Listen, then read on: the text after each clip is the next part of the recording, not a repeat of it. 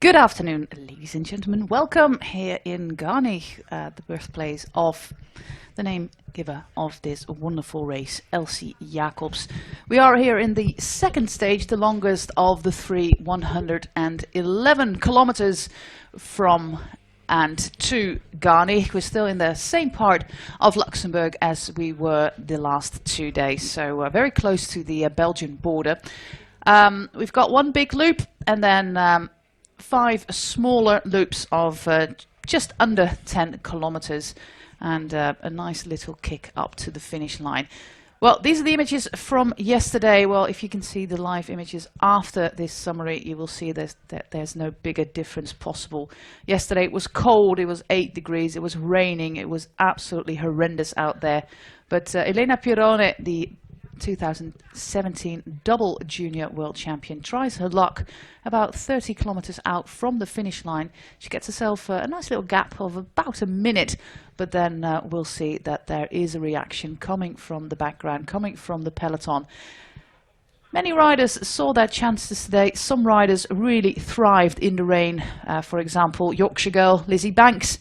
She was very happy with the rain. In orange, it's Marta Lach from Poland, with the purple and pink shorts, Dalia Muccioli, the Italian Volca rider, with the blue helmet, Francesca Koch from Max Watersley, and Eugénie Duval is the rider from the French FDG team.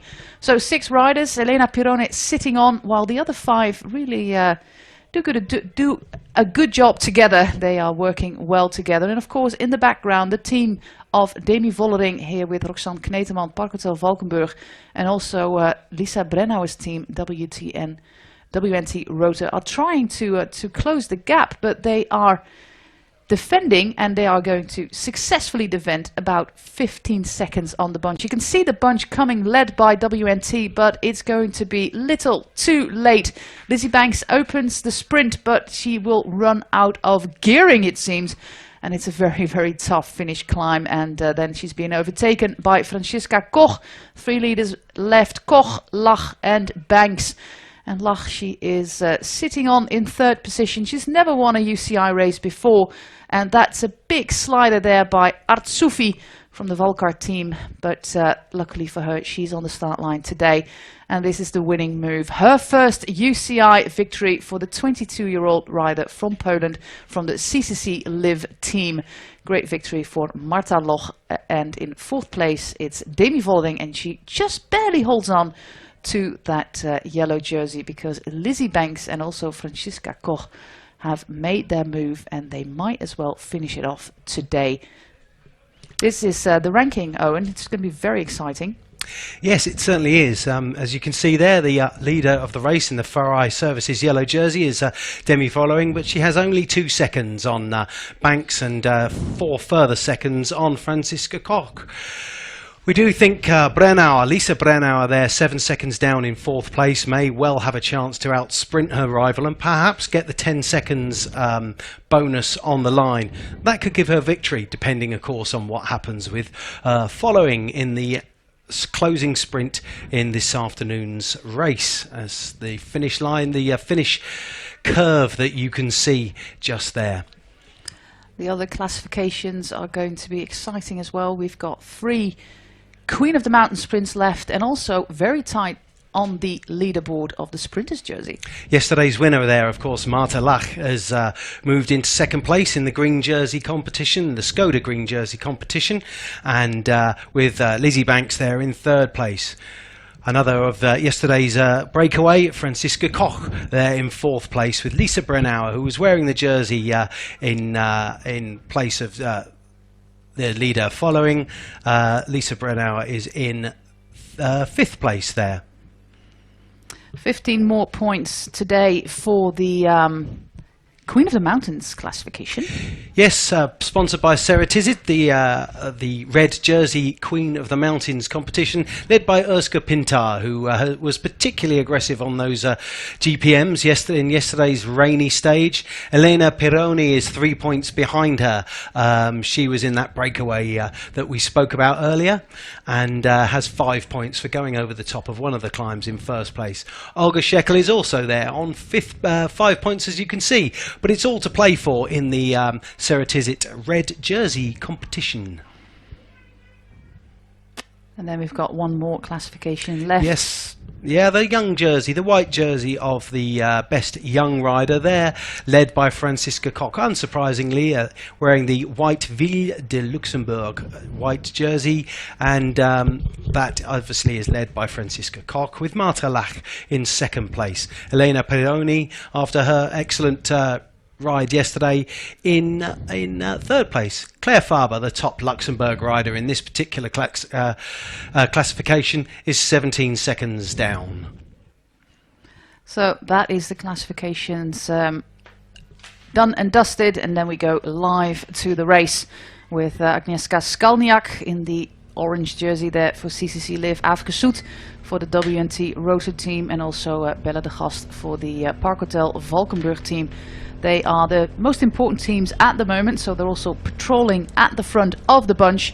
We're about 70k out from the finish line, means that we have just under 2 hours of racing to show you today on this lovely live stream provided by the organisers of Festival Elsy Jacobs. The weather circumstances today, it's about 13 degrees, but there's a cold northeastern wind blowing, and the finish is going to be a pretty strong headwind as well, and that wind from the northeast always brings in some cold air, so it is much better than yesterday, but still it's not summer. No, it's not summer, but I do expect that that wind to have a bit of an effect once they get onto the 5 local circuits around the finish here in Garnish. As they come out of the town and head on to the open fields, the high open fields that constituted Friday's prologue, there will be a strong crosswind, and then they'll drop down to the start of the Friday's prologue in Carlin and turn left, when they will once again have a strong crosswind from the other direction. So with that wind, I'm reckoning that today there are going to be some splits, and certainly the bigger teams will be trying to split the race up in those in that area. It's likely to split anyway on the GPM that comes, or the climb that comes in the final circuit, I imagine. We just had the first climb. We were awaiting results from the Kopstal climb, and we'll see if Urska Pintar in that red climber's jersey will have picked up some points there. We're now in the little town of Ulm. Most of the town names, or all of the town names here, are bilingual. So in the French version and the Luxembourg version. So if you look at the place names, the indicators on the street, it's always in 2 languages. And the Luxembourg language is a mixture of mostly German, I should say. If you speak German, you can decipher most of the language spoken by the majority of people here, but many people are being taught French in school as well.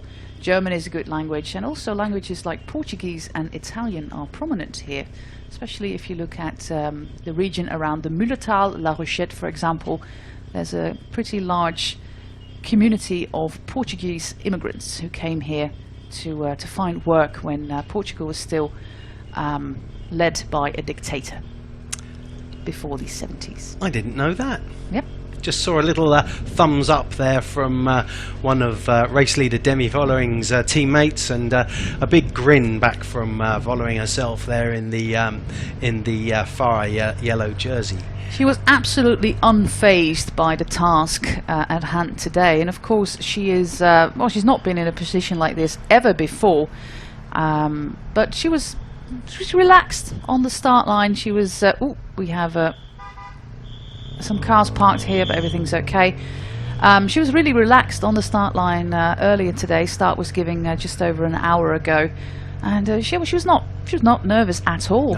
No, and she could round up an absolutely stunning week of racing for the Park Hotel Valkenburg team who have always been the little team from the Netherlands, but with new names like, for example, Roxanne Kneteman, Sophie de Vuist, Anne-Sophie Duik, some very experienced names on the team. They have really grown, and it's not all down to Lorena Wiebes anymore. No, and that's a healthy situation. Yeah, when I spoke to Vollering before the start, she was sat there with Kneteman. They were sat on the steps behind the team presentation podium, just having a chat. And I wonder how much of that was Kneteman, with all her experience, just trying to calm her teammate. But Vollering is in control of this race. She just needs to finish ahead of Brennauer, and she has it. Obviously, there are other riders there in the mix, but yeah, she's in a fantastic position to take this win and emulate her teammate Lorena Wiebes, who won the World Tour race in China this week. Another 3-stage race, but very different from this one. Very flat and nothing like this. We have the results in from the first GPM, and that was won by Sophie de Vuist for the Park Hotel Valkenburg team, bringing her up to 8 points, and that is level pegging with Urska Pintar. So 8 points for Pintar, 8 points for Sophie de Vuist, so with 10 points still up for grabs at 37 kilometers and 27 kilometers, so on the local lap. There's still everything to play for in that classification for the red jersey. Great little coup there by Sophie de Vuist, hopefully for her bringing back that red jersey and adding to the total amount of jerseys of Park Hotel Valkenburg to possibly 3. Yeah, they're going quite well, really, aren't they? And I think we covered this yesterday, really, but certainly they're not one of these big budget teams. They're just a team with. I spoke to their team manager in Amstel Gold. And they're a team with a big heart, and they're passionate, and they're putting their resources in the right place in order to achieve success. And certainly, it seems that way to me. And you can't deny that they haven't had success. Not only with Wiebes' success in China, but she also had 2 World Tour podium places in Depana and in Gent-Wevelgem, and Vollering here has done absolutely fantastically, but don't forget how she did in the Ardennes, with 7th in Amstel Gold, and 5th at La Flèche Wallonne, and obviously 3rd at Liège-Bastogne-Liège. So on that odd-numbered ladder up the standings, and well, you can't get any further now in that ladder that you just described. And I was talking to a team manager from another team this morning, and they were saying, had there been another Ardennes race, then she would have won. She's gaining that massive amount of experience, and her form is way, way, way up there. So she may well have won had there been a 4th World Tour race in the Ardennes there.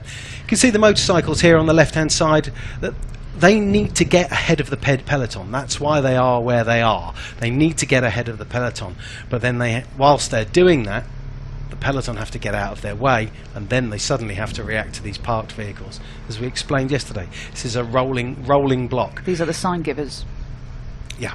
Yeah. Yeah. So they have to get ahead, and it's very difficult for them to do that when there's a race going on, and they are highly skilled, and they do a very difficult job. Of course, the rider is always the rider's safety is almost paramount for these motorbike riders, and they carefully try to maneuver themselves past the peloton.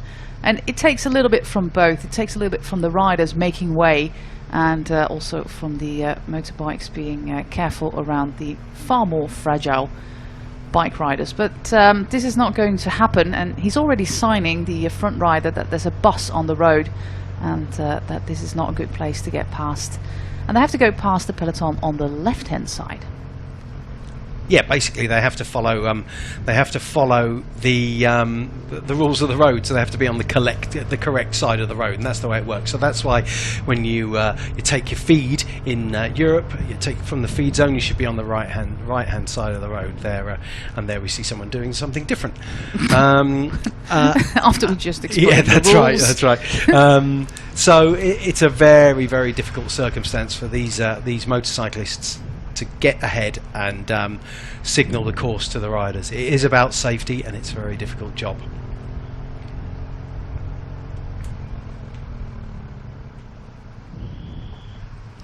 And also, of course, our camera motor has to stay behind the peloton. And we're looking at Tatjana Paller here with number 133 from the German national team. A few riders had to abandon the race yesterday. Not a lot, if you consider the horrible circumstances out on the road. Two of the riders from the Luxembourg team, the senior rider Pia Witken and the junior rider Letizia Maus, both had to abandon yesterday.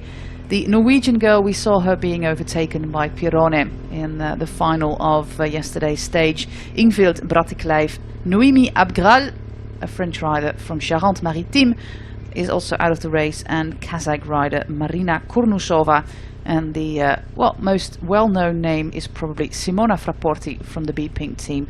She also abandoned the race yesterday. So that means we still got 104 riders left in today's race. Interesting. You can see the home favourite, the Luxembourgish champion there, Christine Majerus, just sitting near the front. She has been spotted on the front of the race on a couple of occasions. She's got her work cut out today. It's unlikely, unless she can get away off the front of the race, that she can win the general classification, because she starts the day 16 seconds down, and there are only 10 bonus seconds available, and they're available on the finish line. So she needs to finish up the road from the likes of Following and Brennauer. Well, she did try a long attack in the Healthy Aging Tour just last month. She was away for about 20 kilometers, but that pretty strong northern headwind in the Finnish Strait is not going to help a sole attacker. A small group like we had yesterday, 5-6 riders, might make it, but doing it on your own with that headwind is going to be pretty difficult. Some communication going on there between the WNT riders, with Kirsten Wild, of course, being the captain there. But they're all riding for the chances of Lisa Brennauer, and I feel that she can still win this race. You can see the tactics there. They've got three women there at the front on the right-hand side of the road, left-hand side of your screen, and they are the ones who will be tasked with sorting out the pace, setting the pace, chasing down any breakaways that may get up the road. They'll have that job, and then you'll have Brennauer, Wild, and one other who are there to make sure they can deliver Wild to the Brennauer to the line at the end of the race. So that will be their tactic. It's going to be reversed from what we saw all year so far, that Brennauer is the fantastic lead out and companion to Kirsten Wild. Wild has taken a little break off the bike for just over a week, and she's back racing here, targeting of course upcoming races. The national championships in the Netherlands is on the course comparable to Veenendaal. Some small hills, because we do have them in the Netherlands, but it's going to be a very interesting race. It's going to be a Chantal Blaak race again. Ah, right. We were talking earlier about whether a small group can make it, and yes, with the wind, a small group can make it. They'll have to make it hard in these crosswind sections that are going to come when they get onto the circuit here. They'll have to make it very hard and get rid of some of their rivals. But yes, very much so, a small group could come to the line here.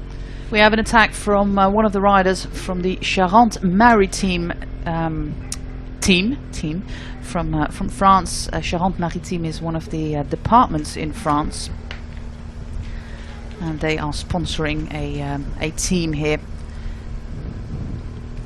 If you look at the map of France, we can find Charente-Maritime just above, just a little bit north of Bordeaux. So if you look at the Gironde River that gets into the Atlantic Ocean, the department just above there, with one of the famous seaside resorts in France, La Rochelle, is part of the Charente-Maritime department. About 95 departments in France, by the way, and they all have distinct numbers, and you can find the numbers on the license plate in France as well. And to me and my sister, when we were going on holiday when we were younger, that was of course always the game on the autoroute, to spot as much as many departmental numbers as we could get, and it's still a little tick of myself that I still know a lot of these departments by their numbers. But this team is sponsored by the regional, the regional government, actually, like we have seen also in Spain a lot in the past. Yep. But this attack is getting her nowhere, apart from some little time on the screen for the people back home. And you could see that she had a lead for a little while, and then there was a decision made in the bunch by, it looks like, B Pink and Drops to bring her back. And so now she's back at their head of affairs. Now Drops have a go off the front there. They did say they were going to be aggressive today, and I think that looks like a bit of aggression. I think that's Abby May Parkinson, but I'm not certain. I think you're right. Maybe not, actually. Oh, never mind. But we've got some action on our hands here, which is nice, because it seemed like a very determined but steady pace in the peloton. Afka Soet is really grinding her teeth there, trying to bridge across to that first group. It's not in Park Hotel's interest to go. I mean, if they can get in a break, but it's not in their interest really to build a break, I don't think. But it's interesting that they're there at the front of affairs. She's just backing off the pedals there. You know, she doesn't need to pedal because she's going around not to stop pedaling because she's going around a bend. She's just not fully committed, I don't think. I think this is Belle de Gast, the rider from the Park Hotel team, so in the pink and green jersey. Also look at the incredible sock action going on there, with one pink and one green sock provided by the boyfriend of Rianne Marcus. Ah, yeah. Pink and green aerodynamic socks as well. Yeah, well, these are not the aero. They're not the aero socks. They're pretty high just by themselves. But high socks are good. But they've got some nice sock action going. And I saw that Demi Vollering also had her nails painted in pink. Team colours. Oh, nice. Attractive jersey, that. I do like that one. I mean, I would never have put green and pink together, however, but I do think it's a good-looking jersey. What are you, a fashion journalist now? No. If anyone's seen the way I dress, they would know that I'm not a fashion journalist. It's good that Owen is just doing commentary and not presenting people. I have a good face for radio, I think, is the answer to that one. Just be kind to yourself. Well, some action going on here, 58 kilometers from the finish line. First time we crossed the finish line here in Garnisch is at 49 kilometers, so we are about to enter the local circuit, and the cows are having a ball there on the roadside. Who's that from? I would say it's Katrien Hammers, but we'll have to wait for confirmation. But I think WNT want to make it a tough ride for the other teams, because this is only 111 kilometers. And you think, okay, 111 kilometers, it's pretty long. Well, not if you're a pro rider at the World Tour level like these riders are. If they're doing Tour of Flanders 160 kilometers, 111 is not a lot. So they have to wear out the smaller teams and the lesser, with all due respect, riders to make it a hard race, because the weather is not helping like it did yesterday. And this is now the responsibility of Park Hotel to close this down. And you can see they're at the front, but they're not a particularly high pace. And I think you might be right that is Hammers. But there's on the front, and that's very, very, very much in their interest to get away, to get a rider up the road, to make Park Hotel chase. Everyone will look at them. If WNT Rota have a rider in the break, everyone will look at Park Hotel, and that has a really interesting dynamic. And we're going to come into some of the crosswind sections as we go. You can see how open and wild, open and exposed to the wind this area is. I nearly said wild, but well, it's going to be a wild ride. We're going to give you the names of these three riders. Barbara Malcotti is the rider for Valka, Katrien Hammers, the German rider for WNT Rota, and with number 55, just like yesterday, Eugénie Duval for FDJ. She's in the break again. Of course, yesterday she was part of that 6-woman break, and now she tries again to do something and to make it an aggressive race.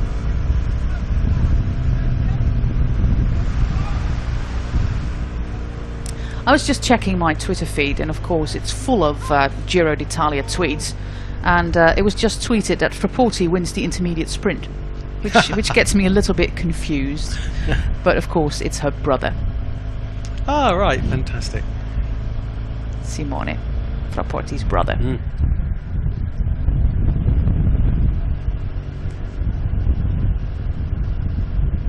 A lot of racing going on also in the Lotto Cycling Cup today in Belgium, which is a series of races in Belgium with the overall classification as well. And that race was won today by Elisa Balsamo, the teammate of the rider here with number 33 from Valcar Silence Cycling. Elisa Balsamo, of course, we spoke about her yesterday as one of the prodigies of the young Italian cycling generation, and she won the race in Houthalen Helchteren. Well, try that, Owen. I'm not going to even begin. But it was the Trofee Maarten Wijnands, and Maarten Wijnands is of course a rider for the Jumbo-Visma Men's World Tour team, and he has got a race there in Belgium. How has that come about? I don't know, you know, to be honest. No. I know that Sophie de Vuist has her own race, but I don't know why Maarten Wijnands has got his race there in Houthalen Helchteren. Well, that is about as hard as it gets when it comes to Dutch pronunciations. Yeah, certainly it is. Yeah, interesting that Hammers, who's up the road, is only 16 seconds down on the race leader, so she is a major threat to. She's a major threat to following at the front of the race. So she's very much in the interests of WNT to get her up the road in the race. And she's on a radio there, just asking for guidance. Get away will be the guidance. Get as far up the road as you possibly can. If you look at the roadside here, I took a little spin myself this morning. There's a lot of bannering going on the side of the roads. Of course, just like we have in the Netherlands, and you have in the UK as well, Owen, there's elections for the European Parliament, and Europe is pretty popular here in Luxembourg. Being a small landlocked state, they cannot do without a bigger entity like the European Union, contrary to what most British people think. But Owen and I agreed that we were not getting into any Brexit discussions. No, let's not. I did think of a decent analogy earlier, and I ran it past you whether or not we should use it. No, we should not. No. But that's why there's a lot of bannering just going on there. Even sandwich boards. You know, these boards they just put on the roadside, on the pavement. They just put them here on the side of the road.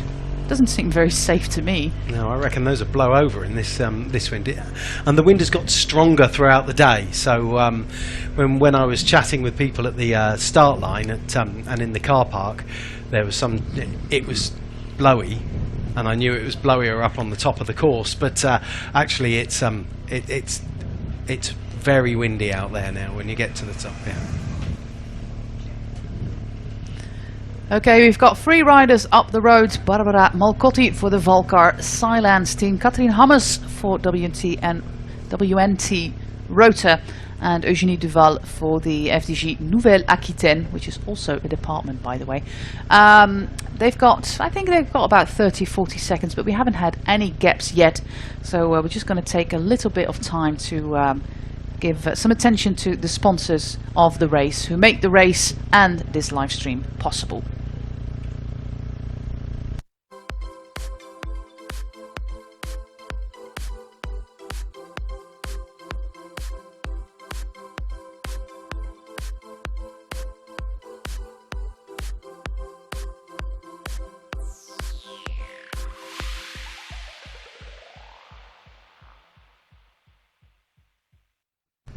And we're back in the race, and well, this is some very welcome shadows here, indicating of course that it is sunny, though the people here will not be too thrilled about the position where they're in at the moment, because they're dropped.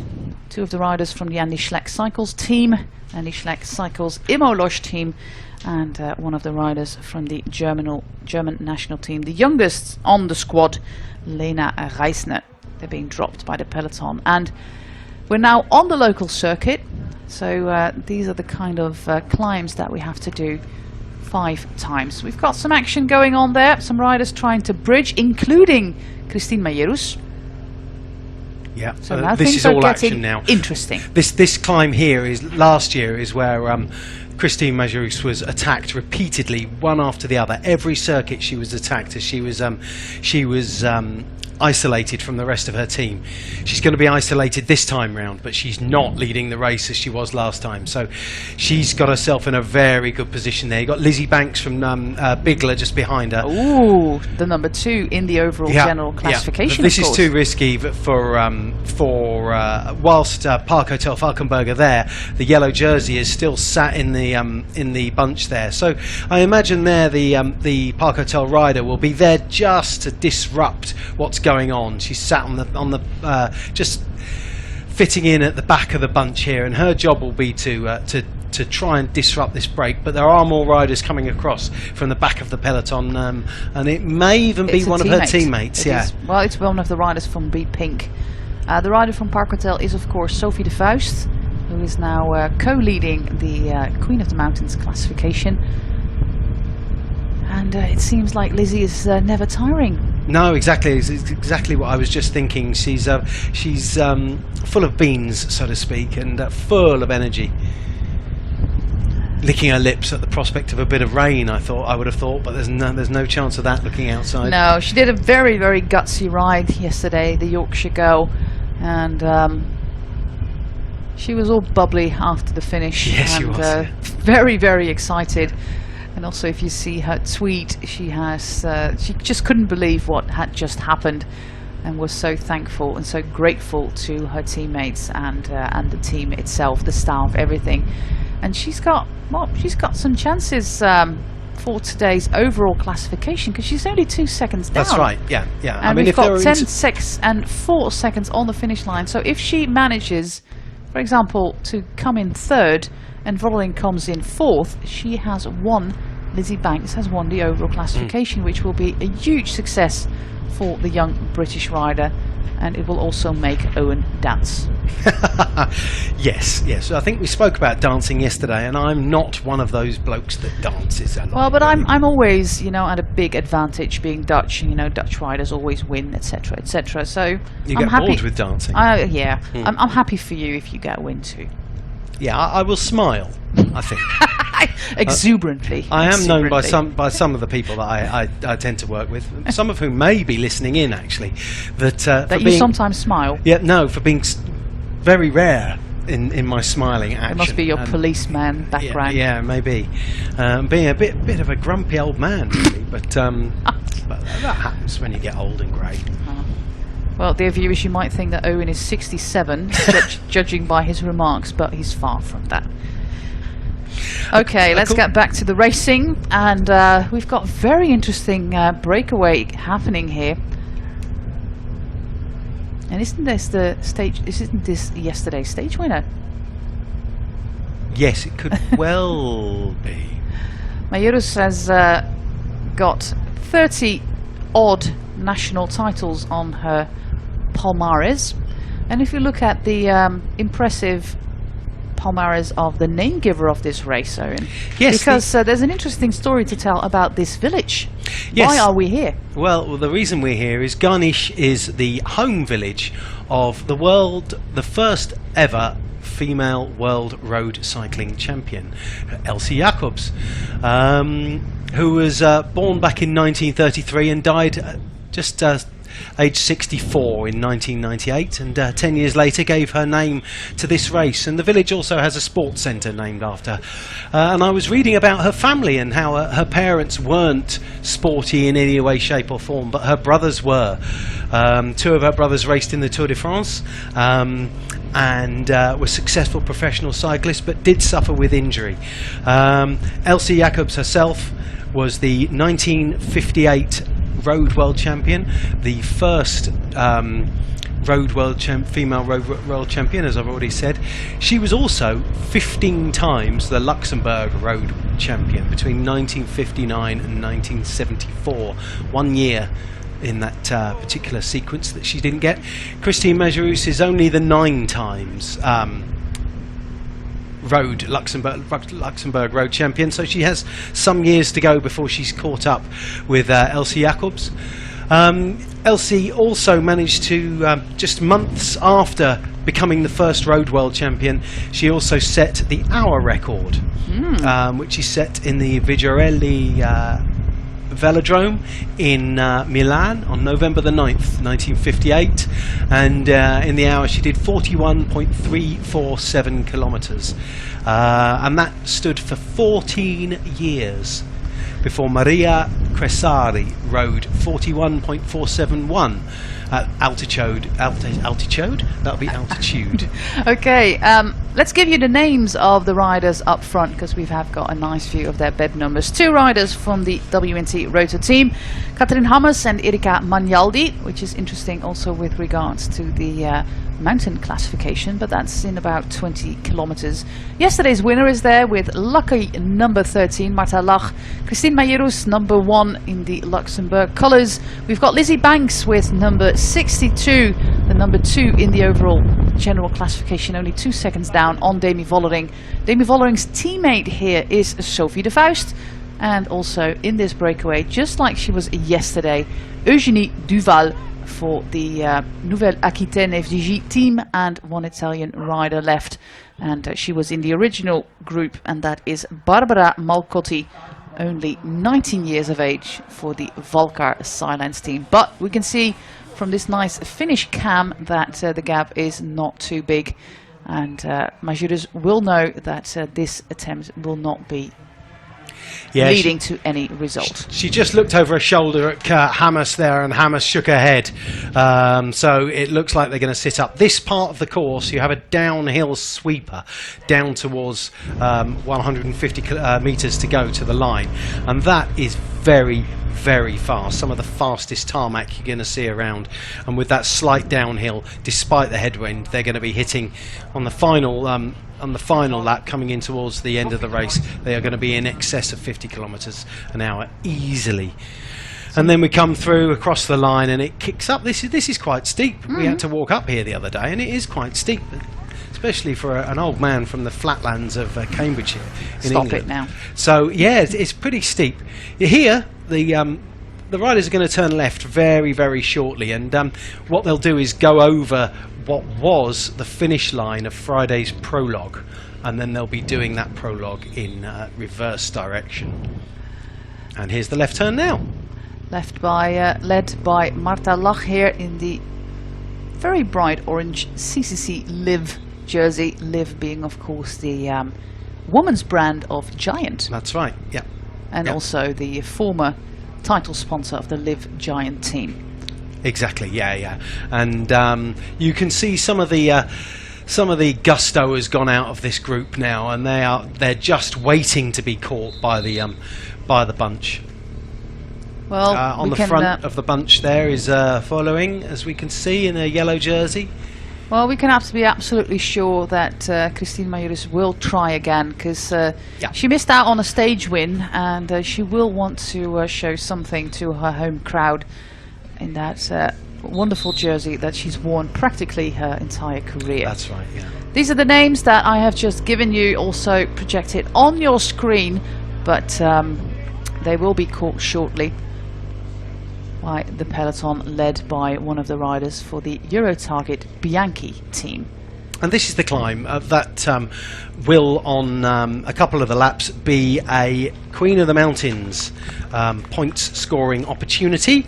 It's not on this occasion, but it will be the next time round. Yep. And it's steep. It is steep, I promise you. That's Hammers just having another go. Majerus just getting on her wheel. There's just a little effort here. It's going to be interesting to see on the next lap who will go for these 5 points in the red jersey Queen of the Mountains classification.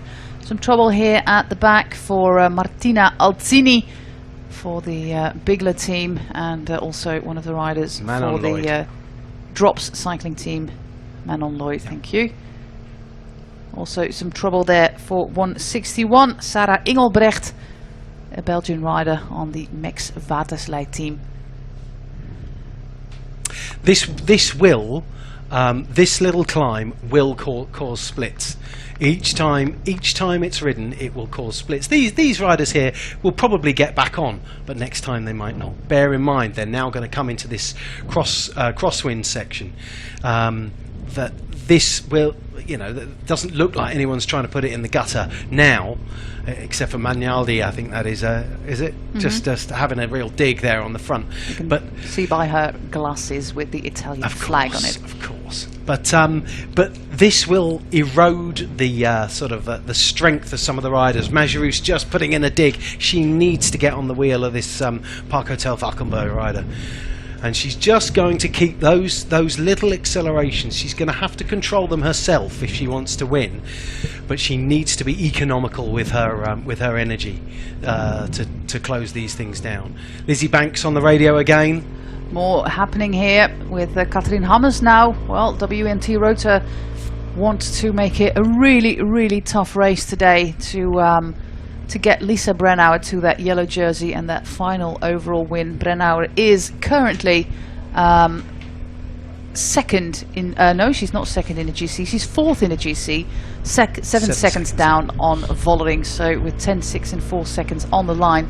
Still everything is possible, but we saw yesterday that Vollering herself has grown very confident and can read a race and can race tactically and does not rely solely on the experience, for example, of De Vuist and Knetemann. I like what she's done there, because for the first time in the race, Lisa Brennauer has appeared from nowhere, appeared from the pack. You can see her in the WNT Rota jersey with long sleeves, with the German champions, the former German champions flashes on the caps of her sleeves. But what happened there on the descent is Vollering has come round her and just said, "Hey, I'm still here." I love that. I love. Yeah, she's gutsy. She's taking control. I moved into second wheel there with Majerus on her wheel. It's just remarkable to see how fast she has grown in stature, into a world-class rider, and she will, of course, be targeted by some of the biggest teams in pro cycling, because this is a rider who can win races like this one and can win races in the Ardennes, because if you can be third in Liège on a good day, you can also win it. So, and she's only 22, so there's still a big margin of growth for her, big growth margin for Demi Vollering. So, mind you, she will be targeted by the top teams, and it will be difficult for Park Hotel Valkenburg to keep her on the squad. That's right. Out of contract at the end of the season, I understand. You know what she did before she became a full-time cyclist? Go on, tell me. She was a florist. She was a florist. Really? Yeah, she was a florist, but now she rides full-time and is, well, doing pretty well at it. Yeah. Okay, it seems like everything has settled down for a brief moment of time, which gives us the opportunity to honour our sponsors.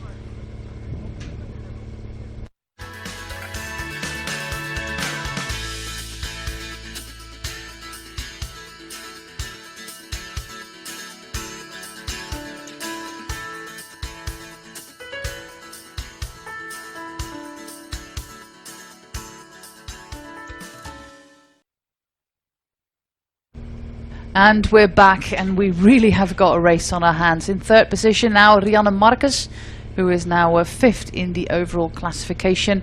She's off to Italy tomorrow to prepare for her season goals, starting in the Women's Tour, the OVO Women's Tour in June, and then the National Championships in the Netherlands, and then the Giro Rosa, some of her main goals in the second part of the season. But first, a training camp with the national Dutch team in sunny Tuscany. And it's interesting to see that Valcar Silence are certainly trying to mix it up there with WNT Rota. They are really, really upping the pace between those two teams. They're trying to really smash this race apart. And there is a split. There are some riders dropped. That is not the full 104 riders that started today. And you can see some of the drop riders just coming through there. And now just easing back, and is the wind going to have an effect? Well, this looks easy, but if you look at the face, for example, of Sophie de Boer, this is not easy at all. And these are the riders that are struggling to get back on And are there big names in that second group? Some riders from the top 10 of our general classification. Let's take a look at the top 10 and see if we have spotted some of the riders there. Of course, Vollering is there. Lizzie Banks is in the first group. I've seen Franziska Koch-Brennauer is there. Rianne Marcus. Marlene Reusser, we'll have to look out for her. She's still 6th in the general classification. So that is a great result from the Swiss rider. Emilia Fahlin is...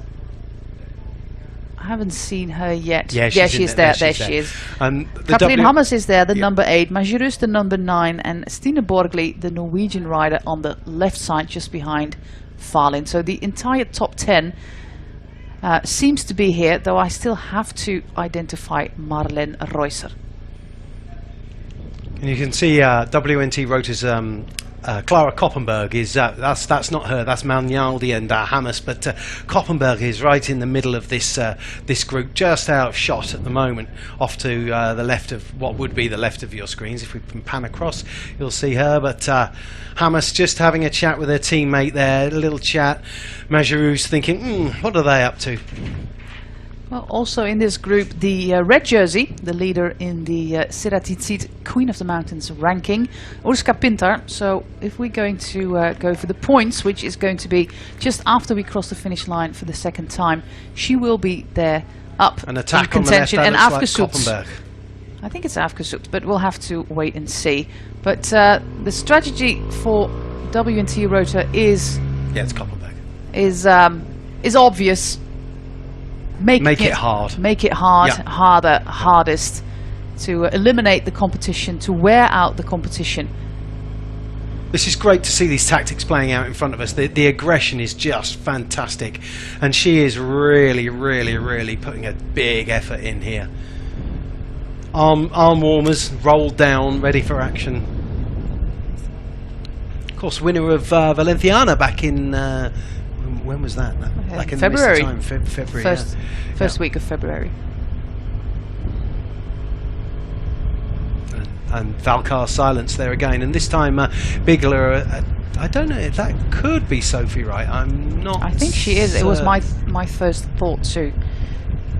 But they are putting, and you can see in the bunch just behind that it's now Park Hotel Falkenberg. It's their job now. Talking on the radio, is everyone there? The yellow jersey on the right hand side of your screens, and the cows thinking, what on earth is that? And the dogs barking outside aren't yours. Not we mine. need to make that Not clear, mine. don't we? Not mine. Big effort here from, I think that's Sophie de Boer, just trying to bring this little break back. Yeah, I just spoke to Sophie earlier today, and she's back. She has completely left her injury, her overreaching injury, behind, and she's feeling good. She's back on top of her game. She's not sure how her cyclocross season is going to look, if she's going to make the big trip across the pond to the World Cup races in Iowa and Waterloo, but she will have a full cyclocross season again, so we will see Sophie de Boer back with the best in the mud of Belgium and the Netherlands this winter. So look out for her, but for now she's doing a great job. She really enjoys her time on the team. She really feels at home in the team, and well, of course, if you've got the yellow jersey in the team, on the for the team, it's nice riding. But she's doing a great job there, Sophie de Boer, and she comes from Amsterdam. A little bit of tactical naivety, I think, there from one of the World Cycling Centre riders who brought the gap back for de Boer. De Boer didn't have to do the work. The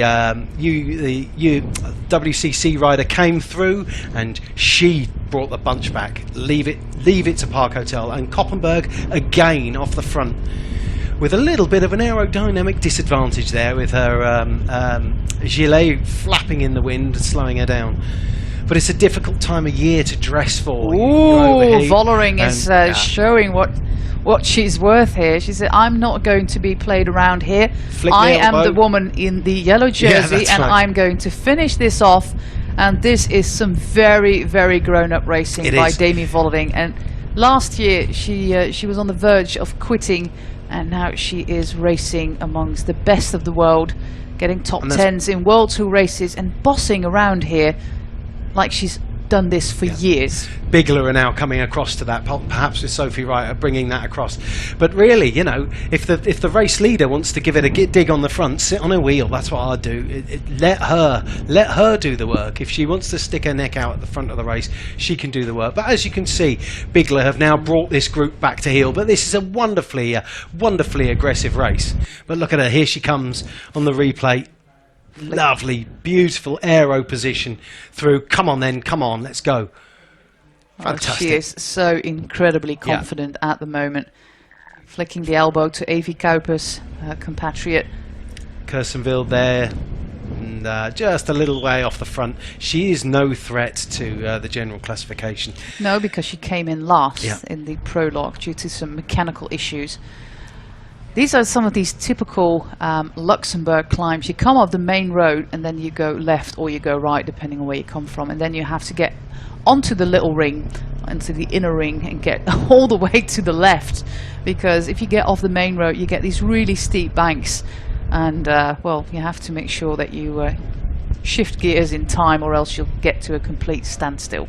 Kirstenville is one of those riders who never looks like she's trying that hard, but believe you me, it will be very hard to hold that wheel. She trains a lot, Kirstenville does. Of course, there's a lot of time in the gym for her track career, and she's got one date on her mind, 1 week of racing on her mind next year, next August in Tokyo, where she wants to become the Olympic champion on the Omnium, of course, and also on the Medicine. 2 world titles that she currently holds, the Medicine title with Amy Pieters and the Omnium title, which was contested in the very last sprint between Kirsten Wild and Letitia Paternoster. So she's got that on her mind. They already had the big pre-Tokyo briefing at the Dutch Cycling Union, and everything is aimed at that week in August. That's going to be the most important time of her career, and she will want that Olympic title, or possibly 2. Yeah. She's a great rider to watch because she does appear so relaxed. I mean, she's had a long career, but she appears so relaxed on the road, on the bike there. Oh, this looks like a training ride. That's for right. Kirsten Yeah. Wild. She once told me what her maximum wattage was. 800 in a sprint, and I'm not sure I should share it. But put it this way: I think some male sprinters would be surprised by what it is. To be totally honest, I'll write it down and tell it to you, but I don't think she'd want me to share it, so I won't. But yeah, it's a big one. It's a big wattage, and you can see here coming up to the finish line. It's 4 numbers, people. 4 numbers. It's 1,000 watts and up, far up from that. I know that Elis Lichley had a maximum watts of the current Karen Olympic champion, close to 2,000. That's ridiculous. That is ridiculous. Could power a city with that lot. Well, Kirsten Wild, she's the first across the line. We've got 4 more laps to go. So 9k laps here. Seems to be all peace and quiet at the moment in the peloton. But we have seen that just after we cross the finish line, we have some climbs where things might get a little bit agitated. And let's hope that that will happen again. The peloton is down to about 60 riders, meaning that we have lost some riders in the second group.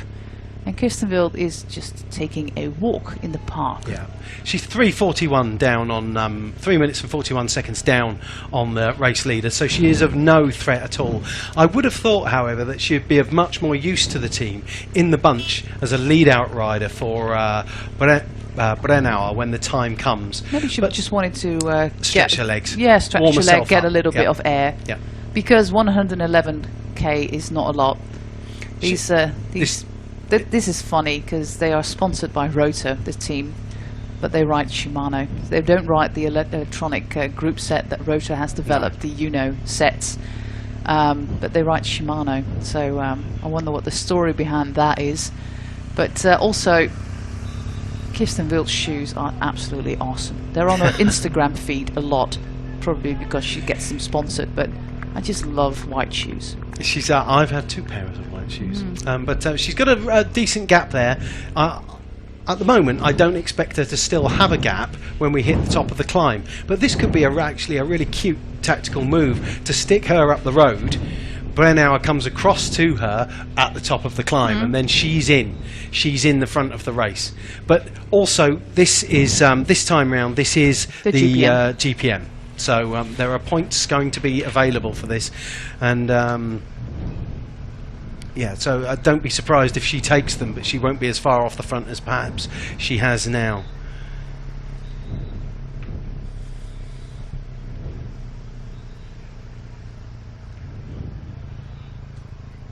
17 seconds is their gap at the moment. Just the bunch coming round the corner there with Park Hotel trying to close the gap. You've got Lizzie Banks in second place behind the Park Hotel rider, with Wild's teammate Lisa Brennauer just on third wheel, one of the Norwegian riders just coming round the outside, putting herself in position. Off goes her bottle to her soigneur, or perhaps a member of the public or a child or something like that. There you go, a child.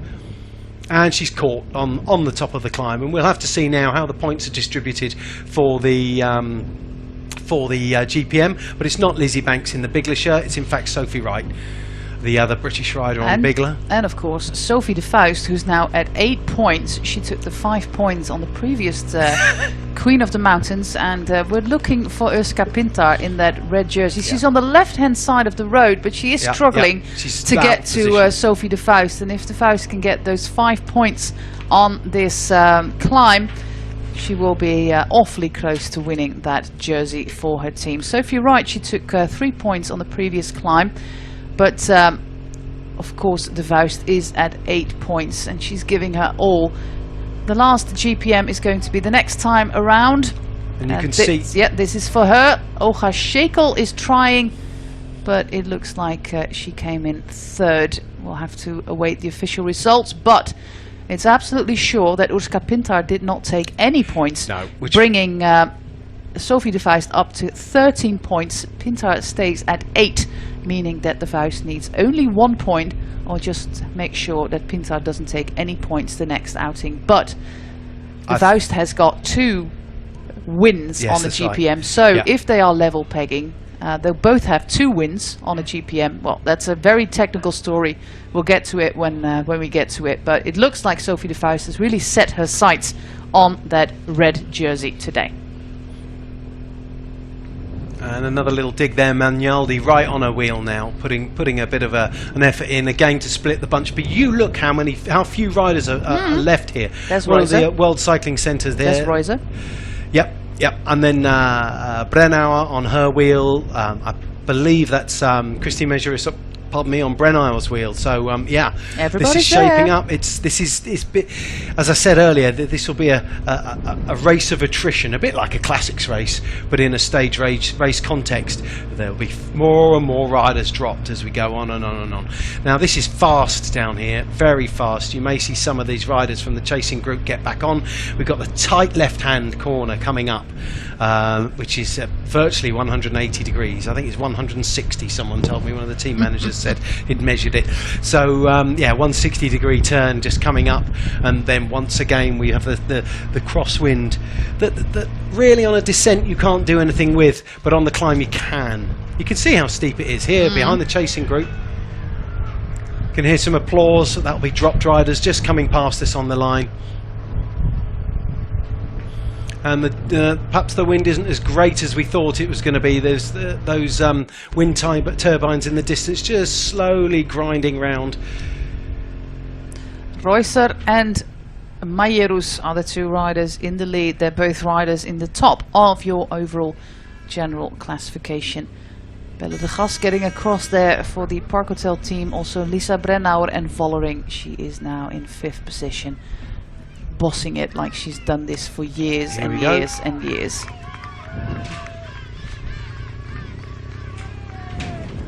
Out of the saddle, power away. And whilst you may get back on, having been dropped on the last climb, you wait. We're now back on, going uphill for the next kilometre odd, and those riders that will have got back on at the bottom of this will then be struggling to get back on again. Yellow jersey is still there. The Swedish national champion, Emilia Fahlin of FTJ, just having a drink. Franciska Koch there in the white jersey. the number 3 in the overall general classification. And is that... no, that's just Majerus just looking around. Right, what's going on? Who have we got here? What are we going to do? Remember, she doesn't have teammates that are able to dictate the race, so she's not in a strong position. She has to be an opportunist if she wants to win even the stage, let alone the GC. And again, I was just about to say, I really love the gutsy style of racing of the WNT Rotor team, and they are trying it yet again with Magnaldi, Hammers, of course, Hammers, and Sophie de Vuist, Eugenie Duval, Reusser and Majerus are the riders following this attack. And just like Owen explained, this is going to wear you down if it happens over and over and over again. And that is exactly the tactic that the WNT team have employed here. They want to wear out, they want to wear down the rest of the peloton to make sure that the group that is going to the finish line is as small as can be. And Pintar just moved up here as well. And the next lap round is a GPM. So if Pintar were to win that, then she would, and De Vuist gets nothing. Then I was just about to explain. Level. Yeah, then they'll level pegging. They'll both have one GPM. So then in the end, it's going to be two each. Yeah. So then in the end, the position in the overall classification will be decisive. Now it's Magnaldi on the front. Magnaldi putting in a big dig. She's got Roxanne Knetterman there of the Park Hotel team, who's grinding away with that slow cadence and the back. And one from Bianchi and one from BTC City. FDJ doing some work to bring this back. But it is all action, absolutely all action. Magnaldi's just really putting an effort in here. It's interesting. WNT have been incredibly aggressive today, and perhaps they feel that they missed a trick yesterday and didn't take advantage, and perhaps weren't the ones that put the effort in to bring back the break yesterday. Bear in mind, their major sponsor, Ceratizit, is both the sponsor of the race and also locally based. Yeah, this is a big race for them. This is their A team for this race. So perhaps they did miss a trick yesterday, and that's why they're being so aggressive in order to try and take something back.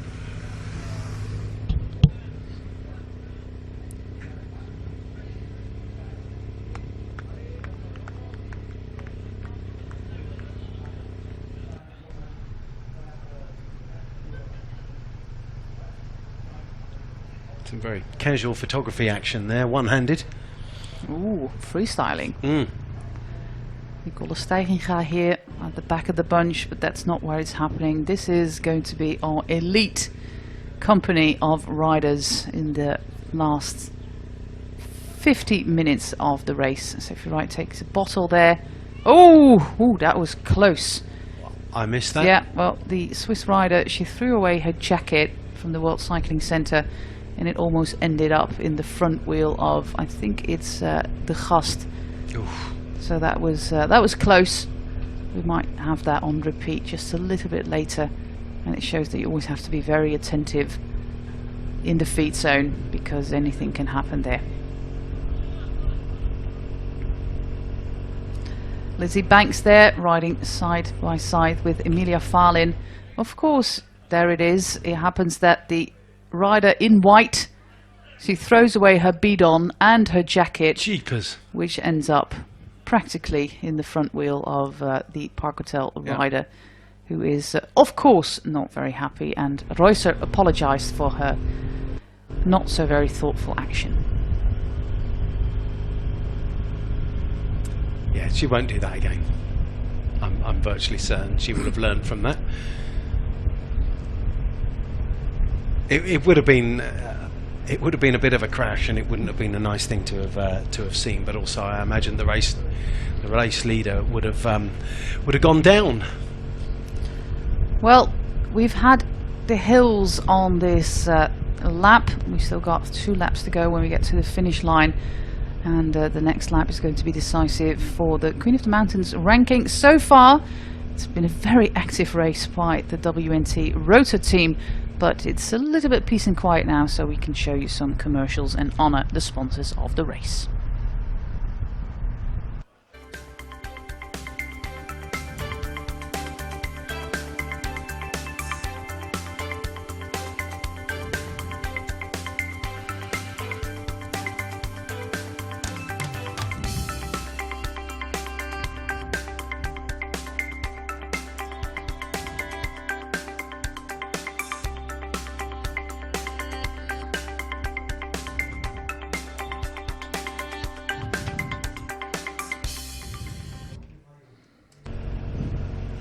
Back in action here, bunch led by Lotte Becker for the FDG team.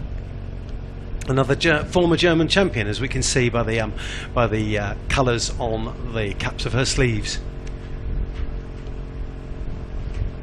Sounds like a song. Caps of her sleeves. I don't know. You're the native speaker.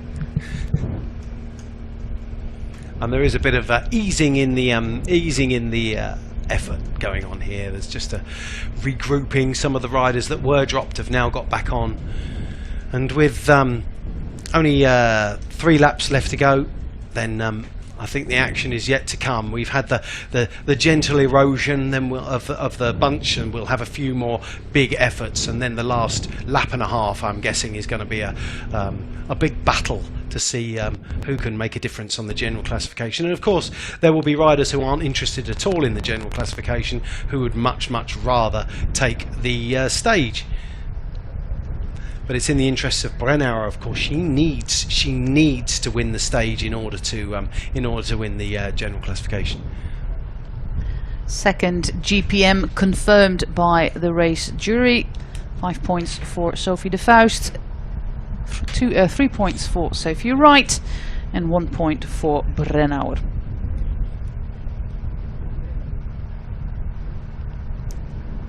And this is going to be decided. This classification is going to be decided within the next 10-15 minutes, really. At the next climb, this is where we know what's happened. Who will be winning the red jersey, which is sponsored by Sarah Tizit. Who's going to win that jersey? I don't think it's going to be one of the WNT riders, however. What jersey? Well, the Sarah Tizit Queen of the Mountains. No. I'm just doing the math here. Sophie Wright is up to 7 now, taking her to 3rd position in that classification. But having 7 and de Vuist having 13 means that Sophie Wright cannot win that jersey anymore. So we have 2 contenders for the jersey: Urska Pintar and Sophie de Vuist. And I'm now going to take a look at the race regulations to see what the decisive factor is going to be. And Owen will give you some nice information in the meantime. What's the World Cycling Centre? That's Francisca Koch on the front there, just coming round. And this is this road here is the road that leads us to the finish here in Garnish. Long, sweeping bend, gradually downhill, then slightly steeper, and you've got a little kick to the right. So it's certainly not a pure sprint when it comes to the final lap. As Jose has explained earlier in our commentary, there's a headwind as well, so it's going to be very important that you don't put your nose in the wind too early in the sprint if you want to take it. And it would help if I turned my microphone on. There you go. So well, Owen was telling all sorts of interesting stuff, and his microphone was off. But never mind. These are the things that happen. If Urska Pintar takes the full 5 points on the next GPM, and Sophie de Vuist takes nothing, it will be 13 all. They will both have won 2 GPMs in the past 6 that we had in the race, which means that it comes down to their position in the overall classification. Currently, Ursa Pintar is 12th at 18 seconds from Vollering, and de Vuist is 14th at 20 seconds from Vollering. So, as it stands, if they're level pegging, it will be Pintar, but of course de Vuist can make up those 2 seconds possibly. to get the jersey. So that is the kind of math that we have to do here to bring you up to date with all the classifications. And of course we're also relying on the fact that De Wijst doesn't score at all on this next climb. You could see Pintar just positioning herself on the right hand side of the road. She's out of shot at the moment, but she's in the Ceratizit red jersey, just right on the edge of your, there she goes, she's gone again, right on the edge of your picture, and she's just trying to position herself now in order that she's not where she was last time. She needs to be nearer the front when this starts going uphill. And you can see the FDJ van there. You're going past the team parking just on the run into the line here in Garnish. This is a lovely shot by the Motor Media team guys who make this production possible, and will do a lot of great women's and men's racing in the near future. And of course also did the coverage of the Benelux Mountain Bike Challenge, where it was a clean sweep for the inimitable Mathieu van der Poel. Has he ever won a race before? I've not really heard of him. No. Something with cyclocross. Never mind. Nothing on the road though. Nah. Yeah, he's been quite impressive. I think he's at a 65 percentage win at the moment. So he's quite amazing, that guy is. Yeah, but he is. We'll get back to this racing here in Garnish, and we are going to be ready for the last GPM, and it's coming up in 2 kilometers. So that's going to be a very interesting showdown between Sophie de Vuist, and she will be in pink and green, and of course Ursa Pintar in the red leader's jersey. Clara Koppenburg doing massive gear. She's pushing. Doing her thing like she does, completely Froome style. Interestingly, WNT Rotor on the front again coming into this. They are determined to try and do something on this climb in order to split the race. And Majerus has seen that on the right-hand side of your screen. She's seen that. She's moved up. I'll tell you who looks strong, and that is Emilia Farlin. She looks like she's hardly out of breath there. Well, she will win this stage. Yeah, calling it. That's what one of our producers said before. We don't quite have a bet going on, but we all named our favourites. Another attack going on here by Erika Magnaldi, followed by De Vuist and Marcus. And De Vuist is already strategically positioned for those 5 points. And it will happen in less than a kilometre. And where is Pintar? She's further down on the right-hand side of the screen, on the left-hand side of the peloton. It looks like she's surrendered. Yeah, she has. I can't see her coming past this group of riders, just positioning, just getting through this group of riders, let alone actually being able to get past and get past De Wijst and scoring the points that she needs. So she'll be handing the jersey over at the end of this race. And there's been a crash. Here. One of the FDJ riders is down, and also one of the World Cycling Centre's riders there. That's number 92. 92, you say. It is. It's the number. What was she? 4 in the GC, or 6, something like that. She's all the way at the top of the leaderboard. So Rosa, she is currently 6th. So that is a very, very painful crash for her. She would have finished top 10 in this race, but of course that's not going to happen. Sophie de Vuist is really, really grinding her teeth here. Magnaldi, she has some points. She's got 4 points in the classification, but 4 points plus 5 will not bring her to the win in the Queen of the Mountains competition. That is going to be for Sophie de Vuist. Yeah, she was second across the line. They're giving her 3 points, taking her up to 16 points. No one can come past her. Whoa, just a touch of wheels that crash was. And there were 3 riders down. We thought there were 2. We have 121. That was the rider from the French team, Pauline Alain. We got the rider from the Swiss team, is Selena Burg. And it looks like Marlene Royce just bumped her head there on the curb. Yeah. And if she's holding her head and she's wearing a helmet, let's have her out of the race. Your brain is far too important to mess around with, and there are calls for.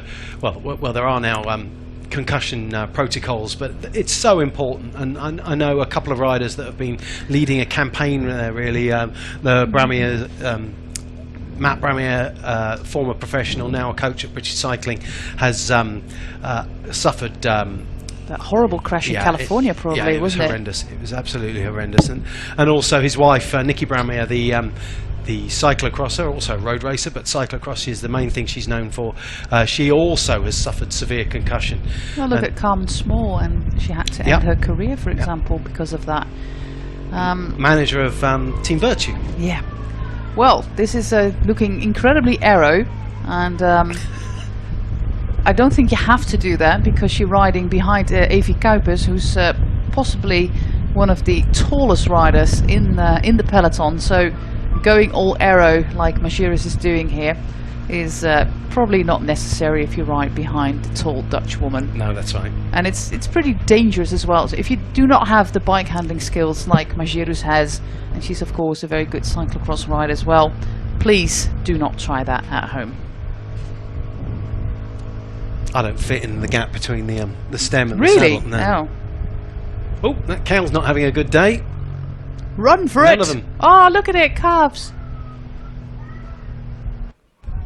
Nice free range cow action going on there. Yeah. And you just Farlin just moved up again. Look, she's down in position, and this group once again has swelled. You can't really go much quicker on the descent, but it's now, what pace will this climb be ridden at? Well, it's going to happen in the next lap probably, but we can see some very tired faces, and there's bound to be some very tired legs in this peloton. Not by Farlin, because she looks incredibly relaxed. Absolutely, yeah. And Majerus looks similarly relaxed as well. Just having a look round, see who's there. She looks very composed. But that said, so does Brennauer. She just has a different look on her face. She equally looks composed and completely physically in control. I'll tell you what we haven't seen is the yellow jersey of Demi following for some time. She's there. No, she's there. She's there, but we haven't seen her near the front. Well, that's important. That's adult racing. That's grown-up racing. Absolutely, not being near the front. It's being near the front, but not at the front at any stage. And she's controlling herself really, really well. I can't see this going wrong for her, but don't quote me. So you're going with Amelia Farlin for the stage, yeah? I am. Right, my bet is Christine Majerus. That is my bet, and it was before. I haven't changed it just because she's in control.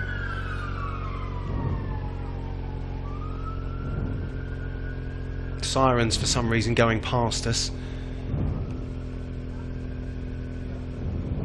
Sophie de Boer looking completely in control as well, really.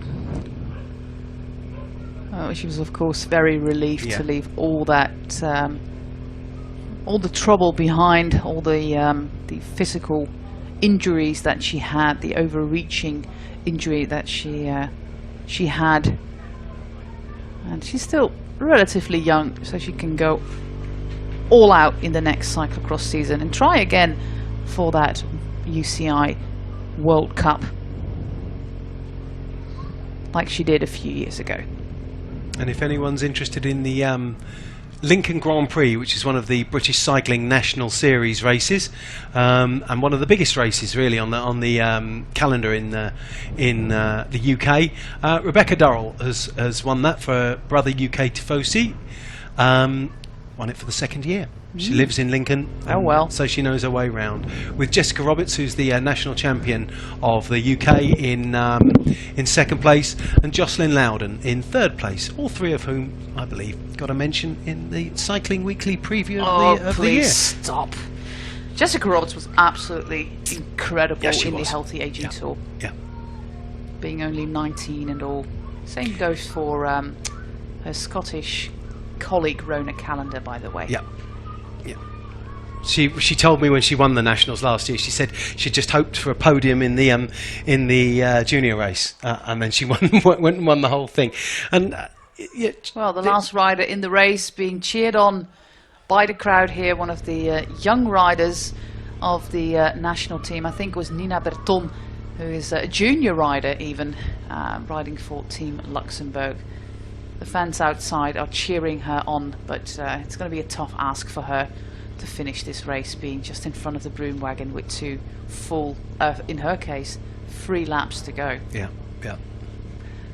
But you've got to admire her spirit for just carrying on, because I would have stopped in the car park and gone for a cup of tea and a cake.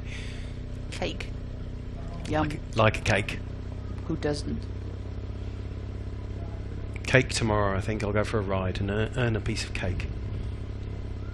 It's the same suspects here at the front. We've got Drops. Maybe that's Anna Christian in the Drops shirt. Maybe not.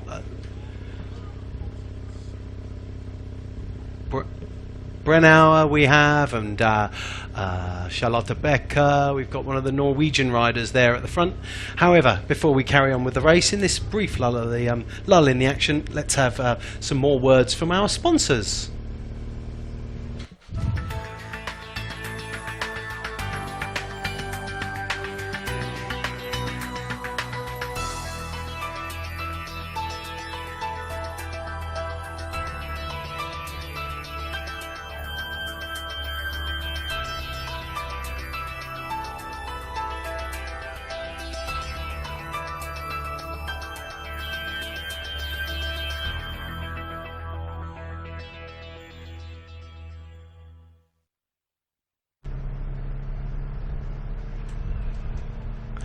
And we're back again with you on the back of the course, rolling through the beautiful Luxembourg countryside. Look at that, what a gorgeous spring day. And if you look at the crop on the left, the winter wheat, I think it is off on the left there, you can just see it waving around in the breeze, but there doesn't appear to be enough really to have split the bunch, or perhaps it's just not quite in the wrong place, in the right place even. Kirsten Wild coming back to the bunch there, taking something out of her pocket for something to have to eat, and you've got Drops there at the front on the left hand side of the road, the British Continental team. Brave man in shorts. It may look sunny, but it's not sunny. Oh, it was so cold this morning when I was out for my ride here. It was 1 degree on my bike computer. Yeah, I did have arm warmers and leg warmers and everything, but still it was pretty chilly. Anyways, so far my very exciting stories out on the bike. We're hoping for some excitement here. It will come. Two laps to go when they pass this next time, and this is the lull before the storm. I'm convinced there will be some efforts to break this up. WNT have tried but failed to get rid of the race leader. They're not really interested in winning the stage. It's just they want the GC. A stage would be nice. They have to win the stage to get the GC. Yeah. Anyways. Yes, well, yeah. So they will have to make an effort. They're not going to lie down and give it to following. Kirsten Wild just rolling around the outside there. Look. The reflexes of some of these track riders are absolutely amazing. If you can see like points races or scratch races or omnium races, these reflexes are so incredibly fast. And of course there's crashes on the track, but not as many as you would expect considering the pace and the amount of space there is on the track itself. So they are constantly aware of who is in front, behind, left and right of them. That's like a sixth sense that you develop when you race on the track. Yeah, I've never been on the track, and I really don't know if I'm brave enough. I know I'd just stop pedalling and then I'd fall over. But other people have said to me, do it because you'll only do that once, and you'll never do it again. Stop pedalling, that is. But I don't think I'm brave enough really to give it a go. And I like to think that sometime I'm quite busy, and riding on the road is my it's a pleasure. It's an absolute pleasure to get out in the open air and the like. Still quite a big bunch here together. Gianna Guderzo there with the rainbow stripes, having a little bit of communication with her team manager, the manager for the Be Pink team, an Italian team there with still 4 riders in the race. 3 Italians and 1 Dutch rider, Nicola Steiginga, but we saw her dropped in the last lap. Valerie de Meij for the CCC Live team with Marcus and Kuipers. De Meij, who was on the podium last year in the Belgian National Championship, I think she was second, has found herself a ride on this Polish-Dutch team.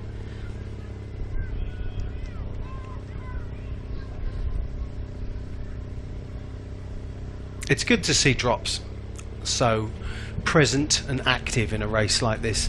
They haven't had the greatest calendar to race with this season, and I'm not just saying that because I'm a Brit, but I am saying it because it's good to see them present. As I say, they haven't had a great calendar.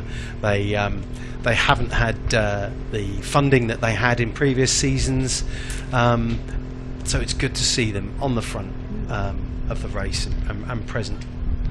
And the Norwegians there, just taking a lead in so late in the race. And one of the national teams who are often made up of younger riders. It's good to see them dictating the pace, while the other more established pro teams are not having to do an awful lot towards the race. They're taking a little bit of control. Well, the best rider on the Norwegian team is Stine Borgli. She's there in second place. She's currently in 7th place, and she was 7th on the stage yesterday, and she just moved up to 11th place, and she moved up to 10th place because we saw Marlene Reusser drop out of the race. So that's a nice little result there for the 28-year-old Norwegian. And I had a little discussion yesterday with one of the biggest women's cycling fans I know on Twitter, Jonoe, that we both wondered why she'd never been picked up by the Norwegian team of High Tech, for example. She has some good results, and she's going to score a top 10 in this race as well. And she's already 28, so she's been on a podium a few times at the national championships in Norway. But she's probably, according to Pro Cycling Stats, never been picked up by Team High Tech. Perhaps it just isn't for her. It's not something that she wants to do, that she can commit to. Clearly a talented rider, but not something that that she's willing to commit to. And each to their own, as far as I'm concerned. You can just hear all the leading motorcycles coming past our commentary box as the peloton deal with this road furniture before they come in. Nice little train there by the Park Hotel team, led by Roxanne Knetemann. This is going to be her last season as a pro bike rider, but I think she has a great role on this team, and maybe they can persuade her to do 1 year more, but I think she's made up her mind. But she has a really important role here. She's been on the biggest team. She's been on the team with Marianne Vos, of course, the Rabobank team, also with Lucinda Brandt and Annemiek van Vleuten, Anna van der Breggen, Pauline Ferrand-Prévot. And she was part of that big Rabobank Live team. And this is going to be her last year. Roxanne Knetemann, daughter, of course, of the former world champion, Gerry Knetemann, who now has got a postal box named after him. Has he? Yeah, well, there's this climb next to the seaside in Bloemendaal. It's not that far from Haarlem and Amsterdam. And that was always the training ground of Gerry Knetemann. And he always said up to the letterbox and go full gas up to the letterbox. Well, we don't have a lot of letterboxes left in the Netherlands due to the digital age, but they just put a sign there for him now because the original letterbox was removed. So I love that. There's a sign there now. Isn't that lovely? For Gerry Knetemann. Yeah. There was this absolutely wonderful documentary on the Dutch national television about Knetemann, and he had an absolutely horrific fall in one small Belgian race. And it took him almost a year to come back. And the year after that, he won the Amstel Gold Race. And you might remember those pictures of him crying after the finish line, because it meant so much to him. If you're in Holland, just go and look for Andere Tijden Sport, because it's a really nice little sports documentary about Roxanne Knetemann's dad.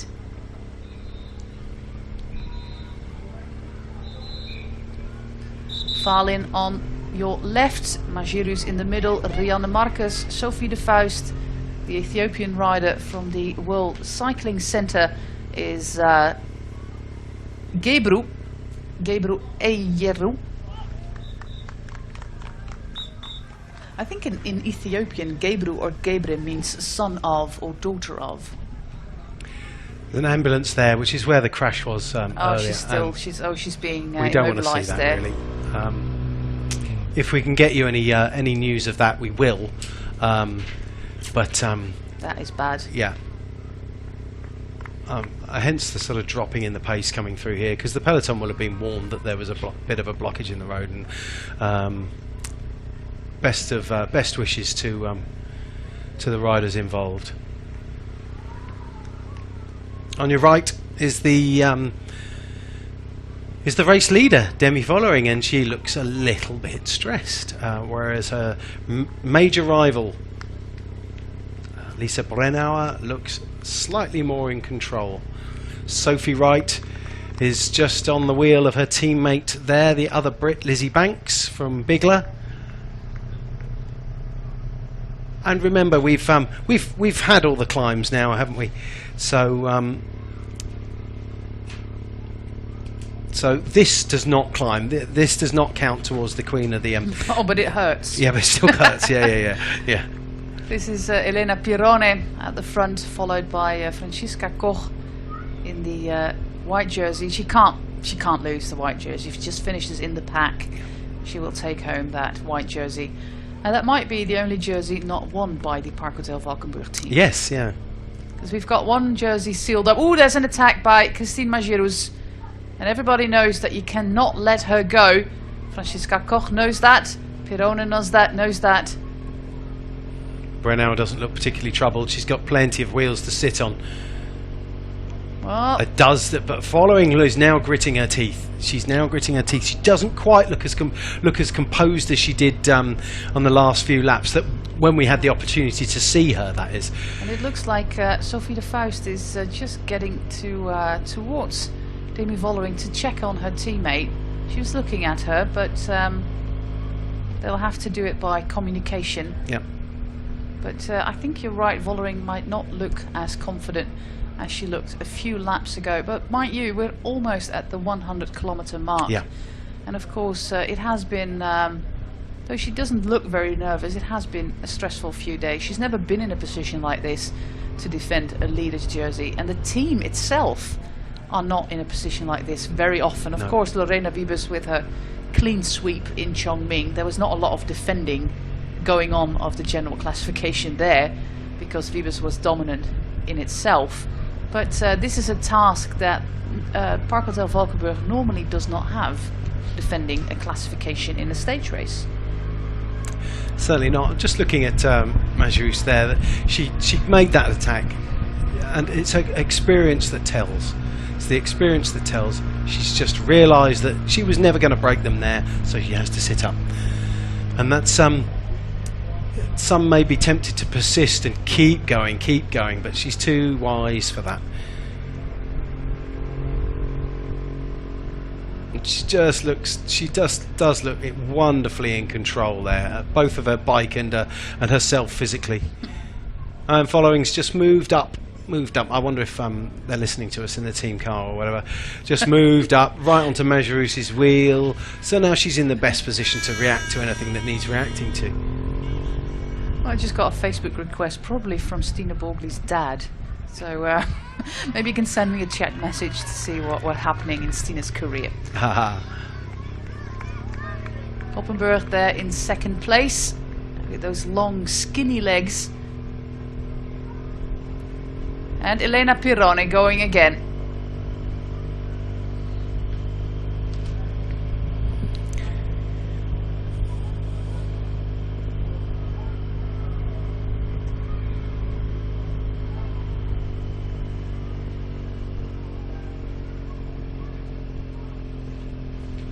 And Pirone is way down on GC. She's at 108, so she's going to struggle to get away and get such an advantage. Catherine Hammes now on her wheel there, where I think we've seen Hammes on the front all every lap, haven't we, up here? Yes. On this every single lap. She has really worked very, very hard. And there's that Sophie de Boer trying to come back. It is, isn't it? Yeah, it is Sophie de Boer. Yeah. Going into the last 15 kilometers of this last stage in the festival, Elsy Jacobs. We're in the town of Garnig, where the first road women's world champion, Elsy Jacobs, was born in 1933 and she died in 1998, just a few days shy of her 65th birthday. Awfully young. Yeah, very young, yeah.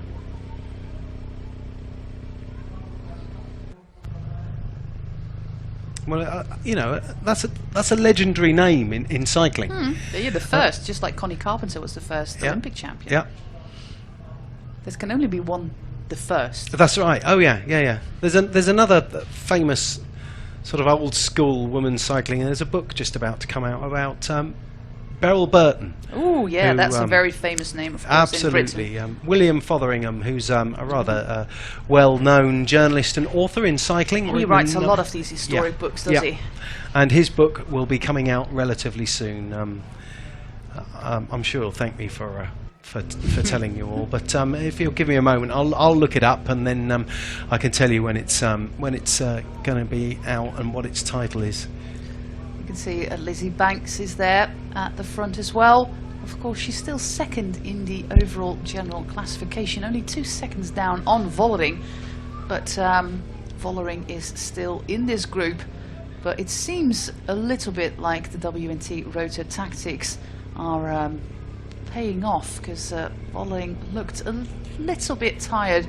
She's got the most radiant smile Demi Vollering has. She was absolutely ecstatic with her prologue win. She hadn't even taken something to eat. It was something that she had never expected, that she would win that prologue, but she did, and she had some podium duties to do, although that was nothing compared to the podium service that you have to do in Grand Tours, for example. I must say, Owen, that I think that Clara Koppenburg is awfully thin. Yeah, she does. Look skinny. Quite thin, but she's pushing a huge gear there. Of course, she's won't have she'll have a huge power to weight ratio there, where I'll be spinning in my very smallest gear, or trying to spin. I'd still be somewhere back down near the finish line. Anyway, I've just retweeted at Owen Rogers is my Twitter handle. Just retweeted William Fotheringham's tweet about his book, which will be called The Greatest: The Life and Times of the Times and Life of Beryl Burton. And if you were to buy it, £1 per copy sold goes to the Dave Rayner Fund, which is a charity, a British charity that helps young British cyclists come over to the continent and race. The book will be out in September, but you can register for a copy at the Isla Bikes website. So if you were to have a look at my Twitter feed, and you'll see how you can get hold of your copy. Well, that was some commercial action going on by Owen Rogers, but we have got one last commercial break in this broadcast to honour the sponsors who make it possible that you can watch it wherever you are, whether that's in Australia or Norway or Belgium or wherever you are. So 1 minute of a break, and then we'll be back with the final of today's stage and race.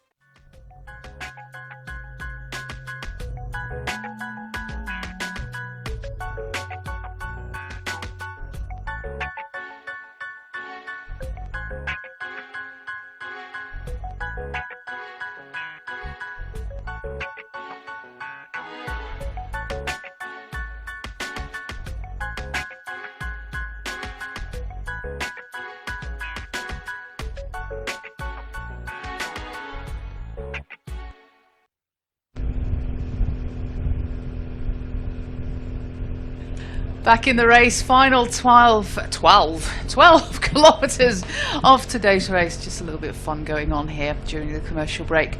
Yeah, I had indeed a word with Stine Borgli's dad, and she has got some offers from bigger teams for next year. So some other people have spotted her talent, but she races this year funded by a lot of private sponsors in Norway. Ah, right. That's also a way to do it. But a top 10 in a UCI stage race might be a big, it is a big result for Stine. Definitely, definitely. And whilst perhaps the start list this year isn't as great as it has been on previous occasions, this is a good start list here in Luxembourg, and it has produced some excellent racing. I was enthusing this morning about just how good yesterday's stage was. I really, really enjoyed it. And thanks for having been here to watch it with us. As you can see now, Park Hotel Valkenburg are on the front. Their race leader, Demi Following, is in fourth wheel with Roxanne Knetterman on the front. Sophie de Boer, and who's that in third wheel with her hand in her pocket? Sophie de Vuist. Just grabbing something to eat. A bit of rather late though.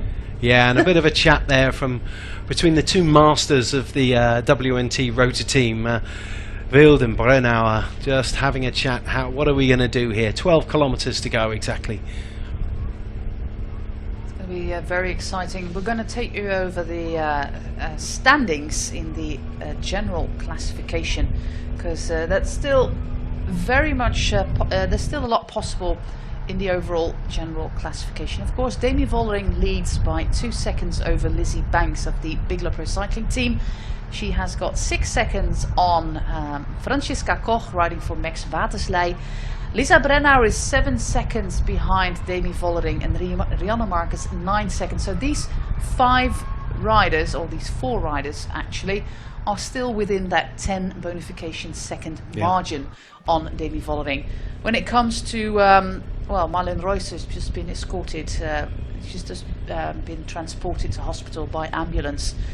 So she's out of the race. She was 6th when we started this afternoon. Falin is 7th, Katrien Hammers is 8th, Anna Christian is 9th, and Magirus is currently 10th. So especially Lizzie Banks, if she manages to sprint to 1, 2 or 3, can again do a great result for herself and for her team. But it looks like the Park Hotel Valkenburg team have things under control. But we'll have to wait and see what Lisa Brennauer can do, because she is a powerful sprinter, and especially on this arrival with that little kick up, it might be an important factor.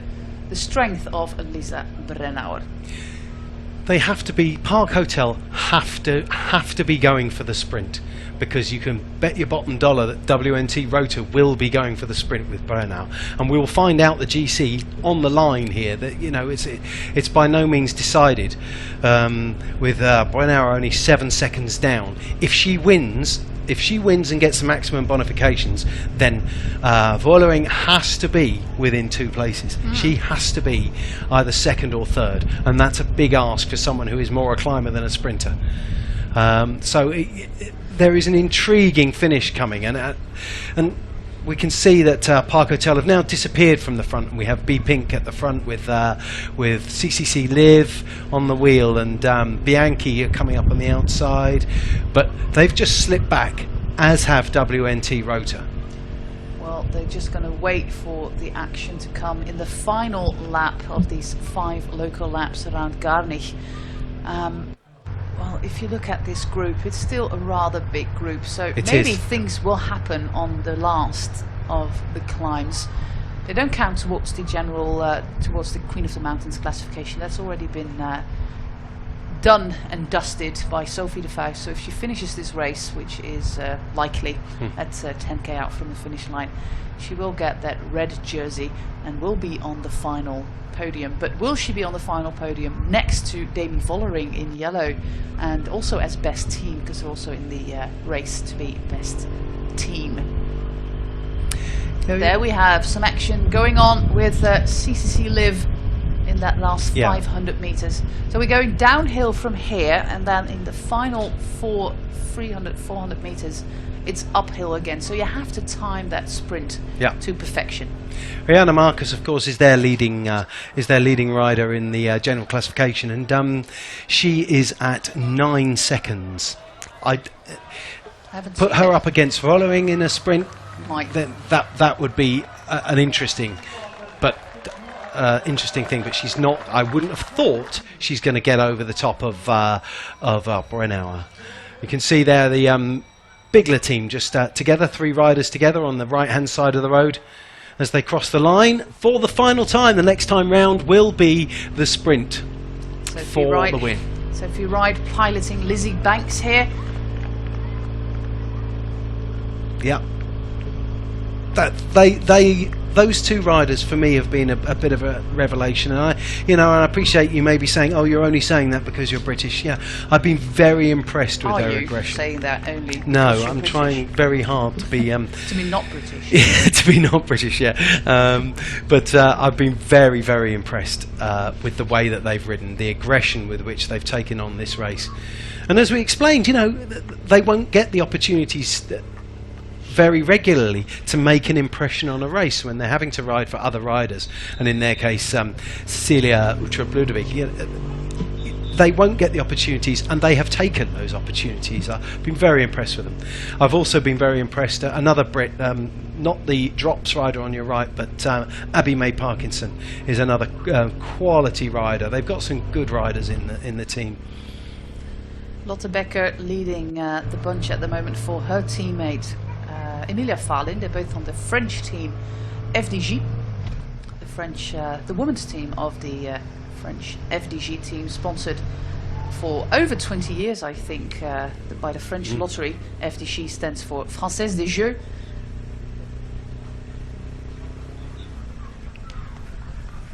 You can just sense there's a bit of tension in this. 9 kilometres left to go. Marcus coming to the front there in the bright orange. Brennauer there on the right hand side of the road with long red sleeves. On the wheel of Abby May Parkinson, who does appear to be labouring that little bit. Looks like Garona's trying again. Yeah. You can see it from the left hand side, and you can see that Sophie de Boer was just waiting a little bit too long. She was considering countering the attack by Pierone, but decided against it, or maybe she didn't have the legs, because we're over 100 kilometers at the moment. The race started 2 hours and 45 minutes ago, so there will be some tired legs in the peloton here. Brennauer getting to the front. She will not have to attack. She will have to trust her sprint. I think so. They've WNT Rotor have put a lot of effort into trying to break this race, and they haven't been able. I think they'll now be putting their eggs in the basket of a sprint finish, and they will be looking to do that. To defend that, it may be that Park Hotel Valkenburg will do the opposite and try and drop Brennauer, but we're going to find out. B Pink just having a go, Sophie de Boer on her wheel, Charlotte Becker on their wheel, 3 riders off the front, and Christine Majerus just trying to bridge across, looking across to Katrin Hammes, getting on her wheel to get back on. Of course, Christine Majerus will be herself looking to take something from this race, and that will be looking to take the stage win. What a race today by Katrin Hammes. She tries again. She's been on the attack countless times so far. The German rider from the WNT Rotor team, she was born in 1989. I thought she was a lot younger than the 30 years that she is, but she is she's racing a great race here today. She would be my most aggressive rider of the day, and while she's not been in a break and been riding with an ulterior motive, if you like, for her teammate, she's been really entertaining today, and certainly the most aggressive rider of the entire race, along of course with Pirone and her teammate Clara Koppenberg. Whatever. But she's absolutely emptied herself, Hammes, in defence of her team leader. It's been fantastic.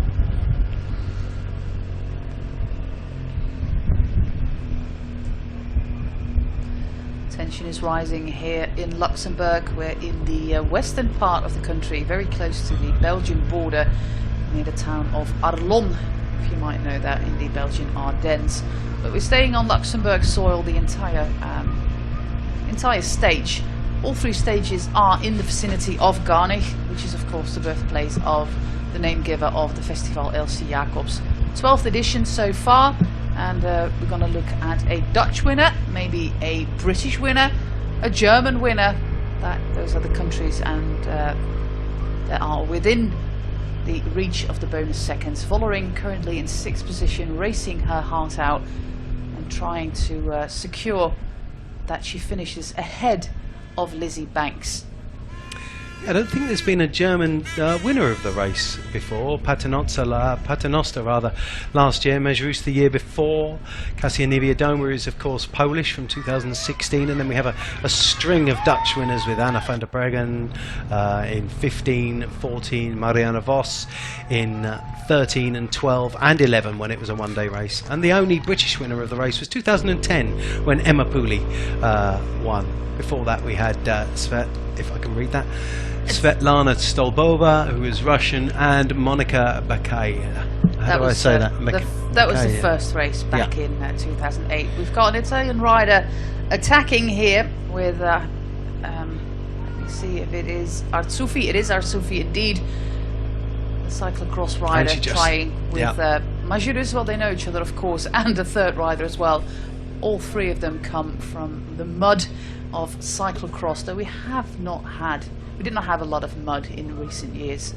No, there's a complete lack of mud races in cyclocross. I went to Hogeheide, as you did, because I saw you there, and that was mud. Your poor kids, they hated it. Soaked to the skin. Pirone again with Magnaldi trying to bridge across to her, and Koch, I believe that is, on the wheel of Magnaldi, with Brennauer just behind her compatriot.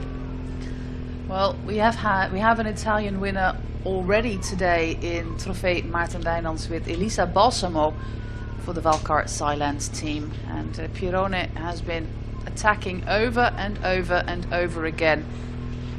Like I said, a dual world champion, just like Chloe Dygert in recent years in 2015. She won both titles in Bergen in Norway in 2017, both the time trial and the road race. She's got a bit of a gap. Magnaldi's struggling there, just on the incline. Magnaldi is just struggling to close that gap. She's no threat on GC, but WNT need to win if they want to win the GC. They need to win the stage. And other teams and riders will be taking advantage of their desperation to take this win. This is the last proper climb of our 3-day race. Look how confident Lisa Brennauer looks. Yeah. As if it takes no effort. Same goes for Mezgerus. Of course, those are top-class riders who have been around for many, many years in the biggest of cycling teams, both Brennauer and Mezgerus. Drop still in there with 2 riders. And Mezgerus goes, and with Brennauer on her wheel. Koch trying to bring it back. Mezgerus, this is an effort. This is a proper effort. And Lizzie Banks in 4th position. Mezgerus and Brennauer, they look at each other. Brennauer think, well, I'm not taking over, you do all the work, I've got a sprint to win here. And then Mezgerus just ends this little attack, and Falin rides it very easily, but also props to Lizzie Banks for racing this race. Racing her heart out here, Lizzie Banks. She's still relatively young.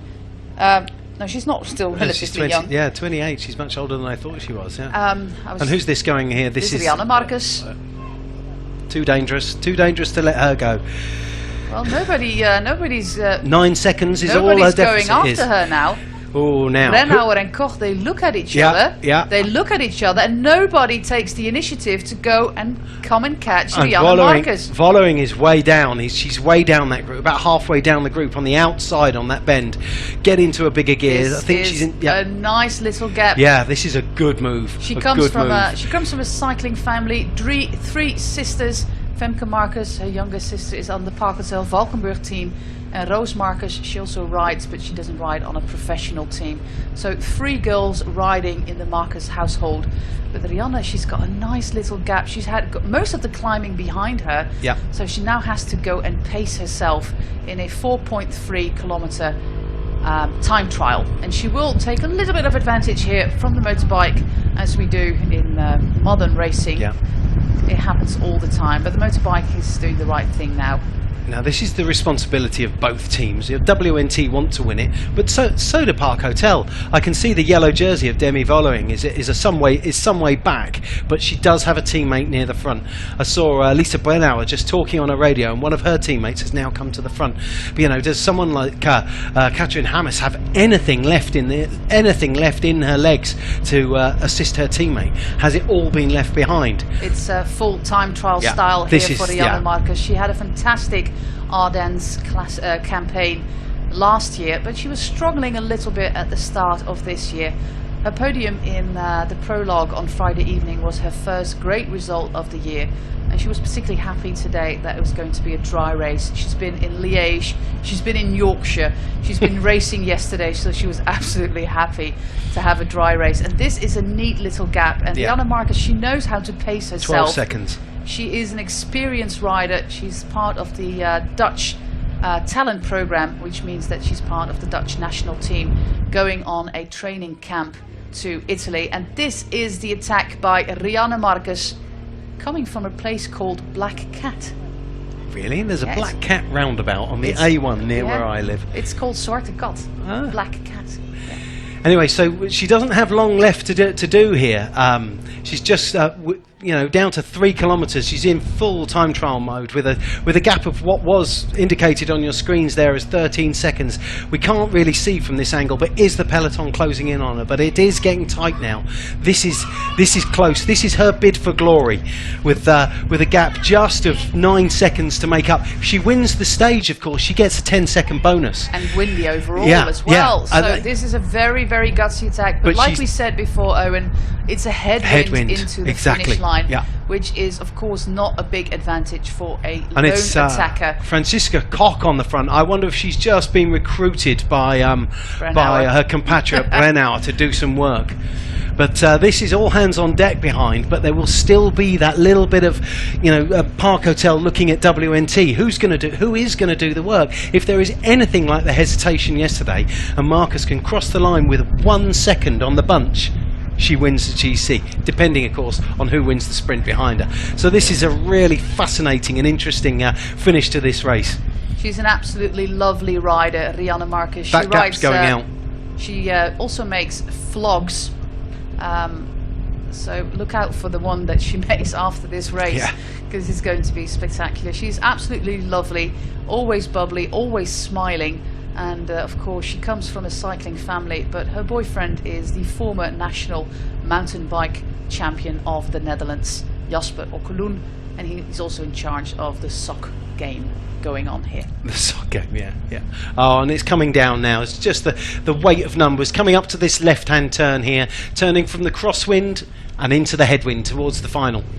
2.2 kilometres to go. Gap is 7 seconds. The bike, I imagine, was there. You go. The bike's coming out. Doesn't want to give any slipstream towards the peloton that are chasing her down. But this is tight. This is a close and dramatic finish to this 3-day race.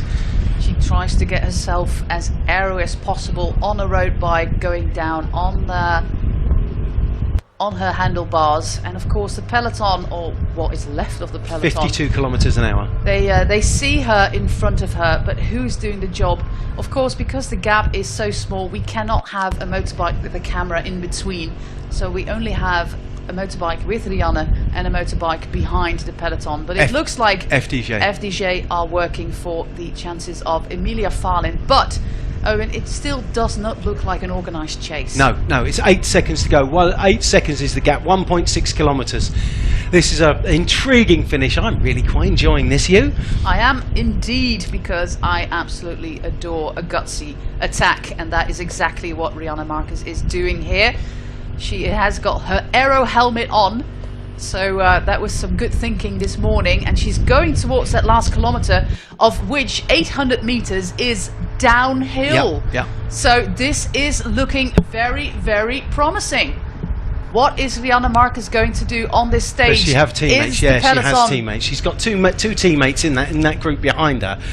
amongst who Evie Kuipers, who tries to disrupt the chase Yeah. at the front there. But the Park-Hotel girls have come to the front now, and also Lisa Brennau is there. But of course the WT Rota riders, they have given a lot during this stage. Ooh, there's Evie Kuipers almost being thrown into a ditch there.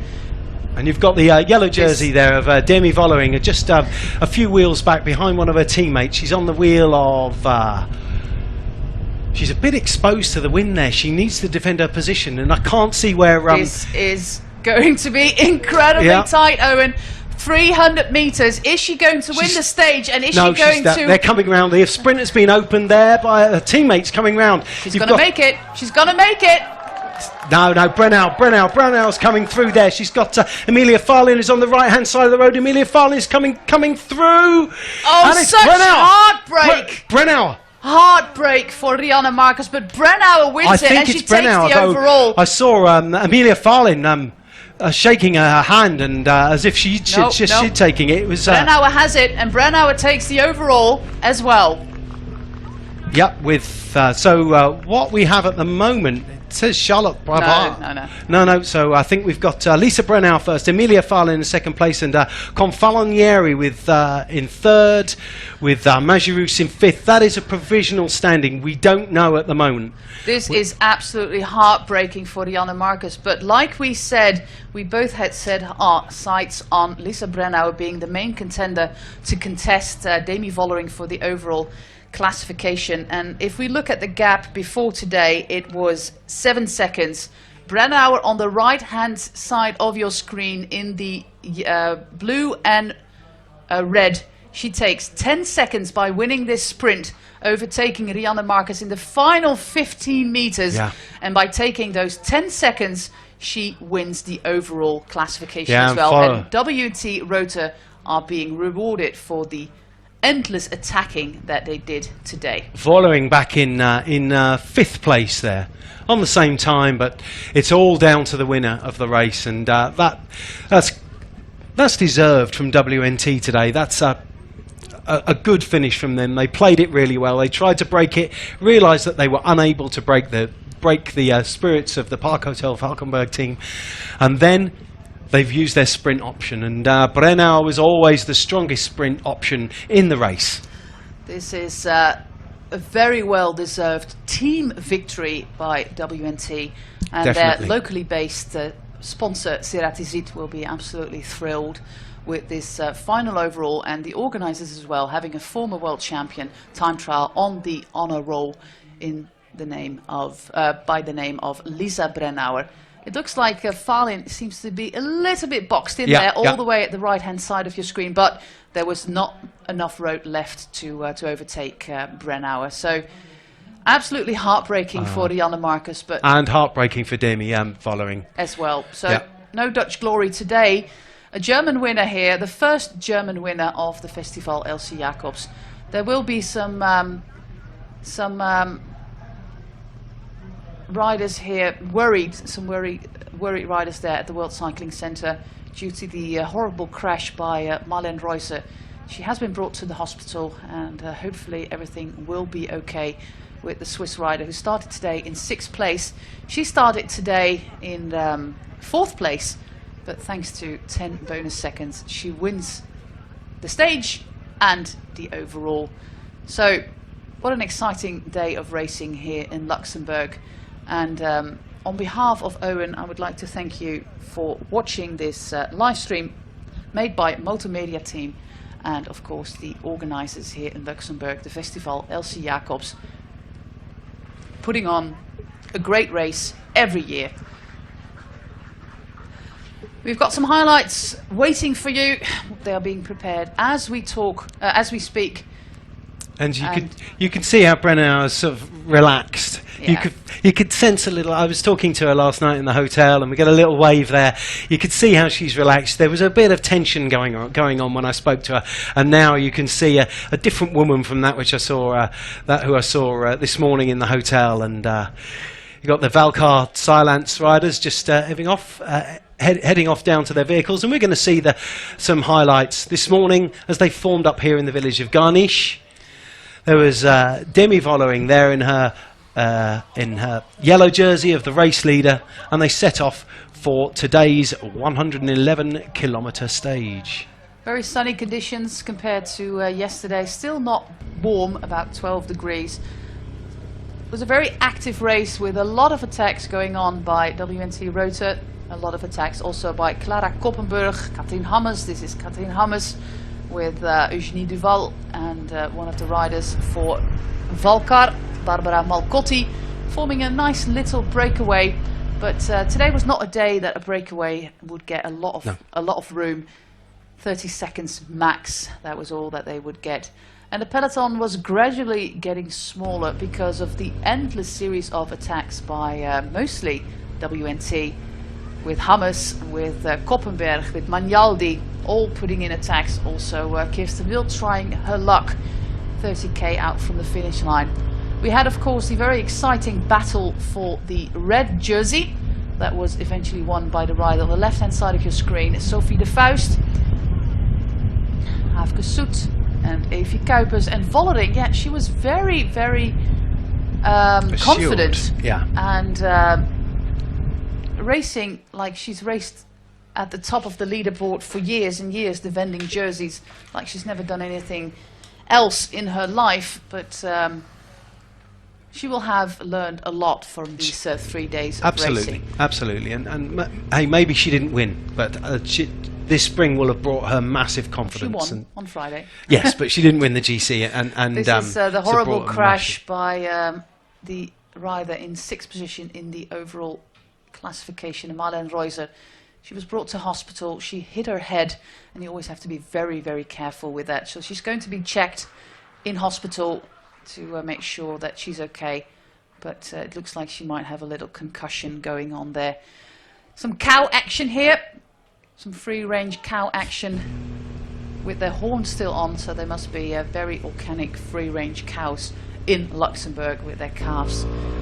Very aggressive racing also by Elena Pirone again, just like she did yesterday.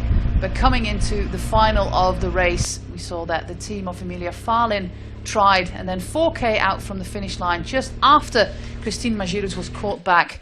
Rianne Marcus put in an all-or-nothing attack to take back the 9 seconds she was behind Vollering in the overall general classification.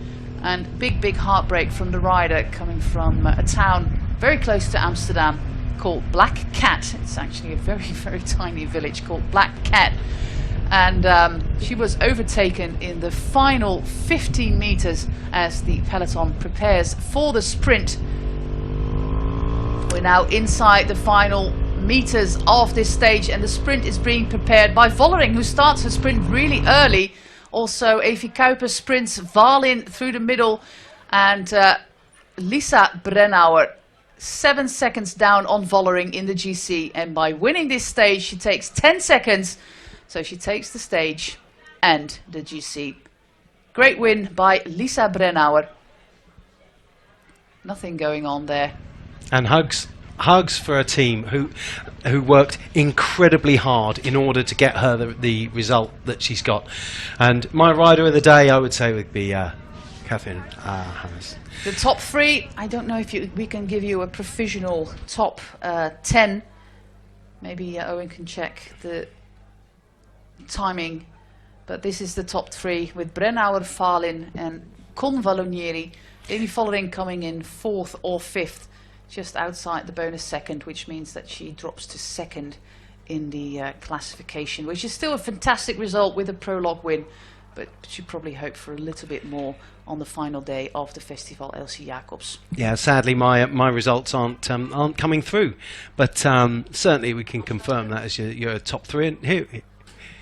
Okay, thanks again for watching this Great live stream on Elsy Jacobs, Festival Elsy Jacobs. The 12th edition won by Lisa Brennauer. First stage win by Demi Vollering. Yesterday we had a victory by Marta Lach, the Polish rider for CCC Live. And today, double crown for Lisa Brennauer, both the GC and the stage win in Garni. We hope to see you back next year for the 13th edition of this wonderful race in Luxembourg. On behalf of Owen Rogers and myself, José Bain, we hope to see you soon again in some very exciting women's racing across the globe. Thank you very much.